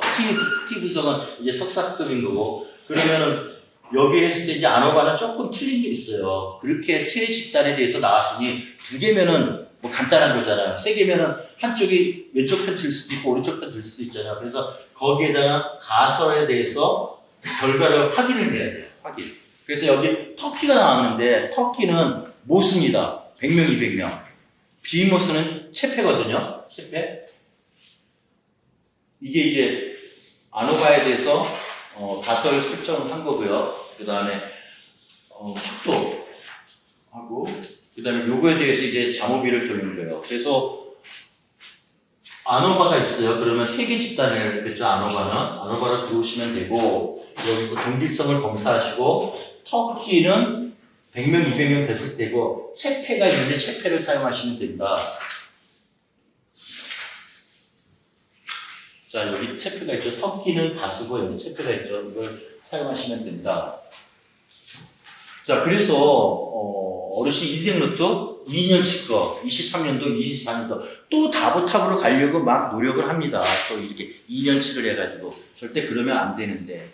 그래서 가설 1, 2, 3이 있어요. 그래서 차이가 있다 프로그램을 했으니 당연하죠. 근데 차이가 없다가 나와요. 차이가 없다. 나옵니다, 분명히. 그래서 여기에 당황하지 마세요. 그럼 내가 잘못됐나? 저도 계속 돌려보고 했는데 차이가 없다가 나옵니다. 뭐가 차이가 없느냐 하는 거죠. 3개 집단이에요. 3개 집단. 봉사자 집단, 참여 노인. 근데 여기는 서포터즈가 좀 더 공을 들인 참여 노인. 3개 집단을 2년 동안 하는 거예요. 근데 시차가 있어요. 23년도 거하고 24년도 거. 한편 마음으로는 23년도 자료가 아까워서 뭐 이런 거죠. 그러면은 이제 집단별 독립변수가 죽음 불안에 23년 봉사자, 24년 노인, 24년 노인.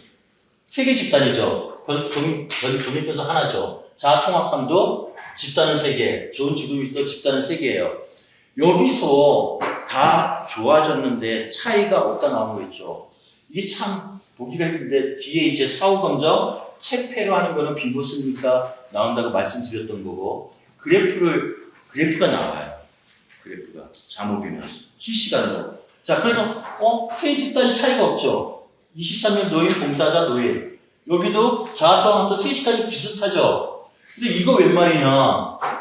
2개 집단하고 1개 집단은 확연히 차이가 나죠. 죽음 불안감에서. 인생 노트에 대해서 2년 동안 프로그램을 했더니 지금 봉사자나 23년 노인들은 왼쪽에 몰려있는 건데 24년 노인은 좀 나이가 많은 분이에요. 그래서 서포터즈를 지금 이분들은 오른쪽으로 확 몰렸어요. 이분들은. 그래서 죽음 불안감에 있어서 나 내일 죽을 거야 하는 분들은 7, 80대인데 저기 24년도 노인들은 90대 전후거든요. 나 내일 죽을 거야. 죽음 불안감이 더 커요. 이분들. 교육을 했더니 자아통합감 좋아졌어요. 세 집단이 다. 좋은 죽은 일치도 세 집단이 다 좋아졌어요. 그리고 봉사자나 노인에 대해서 죽음 불안감, 나는 죽을 날 아직 한참 남았어. 봉사자들. 나 죽어도 좋아. 23년 노인, 24년 노인 90대라 했다. 나 죽으면 안 돼. 하는 게 나옵니다. 왜 내가 죽어야 돼? 불안감이 더 커졌어요. 결과 나옵니다. 그래서 나왔고, 이제 투웨이 아노바인데, 아까 성인택 교수님 유튜브 여러 번 듣다 보면은, 원웨이 아노바나 투웨이 아노바는 뭐 큰 차이가 없어요. 거기에 이제 예를 나옵니다. 이거 진짜 졸릴까봐 제가 딱 넣었어요. 자, 소주로 따져요. 소주 1병, 2병, 3병이 있어요. 독립변수죠. 남자 여자 남자 여자 남자 여자 있어요. 독립편수죠. 독립편수가 두 개가 있으니까 2A 안오바예요. 그러면은 종속편수가 있어요. 음주 매력도. 여자는 한 병 먹으면은 음주의 매력이 있어. 남자는 2병 정도 먹어야 돼. 3병 먹으면 남자 여자 다 안 돼. 이거거든요. 자, 그래서 이걸 참고해 주시고 저희가 틀리로도 할 수 있고요. 결혼입니다. 자주 접해야 됩니다. 이게 떨어져 있으면 안 돼요. 저희 학교도 제가 1년에 4번씩 모이잖아요. 자주 모여야 돼요. 그러니까 잠업이 가지고 SPS는 여러분이 자주 이거 접근하기 힘들어요. SPS 가지고 자주 하시고 이렇게 사전사업 한 집단 하면 안 된다 그랬죠. 할 수도 있는 건데 이거 옛날 방식이에요. 어떻게 두 집단을 만드세요? 두 집단을 비교하고 프로그램 한 6달 동안 하고 또 그 두 집단을 비교를 해서 사전사업을 비교를 하시고 요게 T 검증이라 그랬어요. 요거는 석사 정도. 근데 하나 집단을 더 만들어요. 이건 아노바라 그랬어요. 3개 집단. 이건 박사 정도. 한 게 사회복지 쪽의 논문의 90%래요. 그래서 A1, A2로 하시든지 A1, A2, A3까지 내지는 독립적인 B로 하든지. 근데 현장 밖에 있는 분들을 모집해서 또 하는 게 해주기가 쉽지가 않아요. 자, 그래서 뭐 그러면 어떻게 해요? 나 지금 당장 가서 사무실 가서 할 거야. 이제 알았어. 할 거야. 안 그러면 다음 프로그램부터 하지. 그러면 얘기했죠. 내년부터 하게 된다고. 어떻게 하실 건데요? 당장. 여러분 저게 다 있어요. 이거 한 제가 1년 전에 보여줬잖아요. 저희 10명 돼도 시스템이 한 12개 된다고. 케어포 아마 다 하실 거예요. 케어포 하실 거고 저희는 제가 관리 시스템이 있고 한국 노인협회하고 시스템이 있는데 이 시스템에 들어가시면은 진짜 뭐 빈보스 가지고 자꾸 이제 그러시는 건데 저 2,500명 20년 동안 했는데 여기도 500명 시스템이 늦게 만들어졌죠. 가면은 1,000명, 2,000명 자료 여러분들 현장에 다 있어요. 그래서 그 아이디하고 패스워드를 나한테 내 눈에 보물이 안 보여요. 잘 아시는 교수님한테 아이디 패스워드를 주시면은 이 많은 거에서 찾아낸다는 거예요. 이 많은 거 여러분 입력하셨을 거예요. 재산 정도, 가족 관계 뭐 이거 앞에서도 이제 나온 건데 이거 다 입력하신 거예요. 이 입력하신 자료가 몇 천 명 자료가 여러분들 사회복지 20년, 30년에서 시스템에 다 있습니다. 이게. 근데 여러분들 그냥 안 보여. 안 보여요. 그래서 제3자한테 아이디 패스워드를 넘기면 이걸로 해가지고 이걸 비교할까? 이걸로 해서 이걸 비교할까? 만약에 여러분들께서 알았어 내가 해볼까? 요 시스템이니까 2,000~3,000 명 있어 하면 다 못한 나오네요. 다 못한. 근데 교수님께 아이디 패스워드 드리면은 석가탑으로 녹아 있는 게 나올 거고 이거예요. 또 연신 나옵니다. 해바라기 아시죠? 해바라기 노래 중에 내 마음의 보석 상자가 있잖아요. 여러분들 현장에 이 보석이 있어요. 딱 3가지입니다. 진짜 의지가 중요해요. 기관장님의 의지가 중요해요. 왜냐하면 현장 개인정보이기 때문에 의지가 중요하고 그래서 담당하시는 분이 잠오기로 해가지고 조금씩 할 때 시청의 결과 보고 도청의 결과 보고 여러분들 다 부서를 하잖아요. 결과 보고에 잠오기 데이터를 조금씩 넣고 교수님한테 아이디 패스워드 드리면 돼요. 그러면은 쉽게 해결돼요. 결국 클라이언트에 대한 여러분들의 표현 방법인 것 같아요. 그것을 이제 그냥 묻어놓고 싶은 마음으로 하는 건데 잘 협조해가지고 이제 끌어내시면 될 것 같아요. 이상입니다. 마치겠습니다.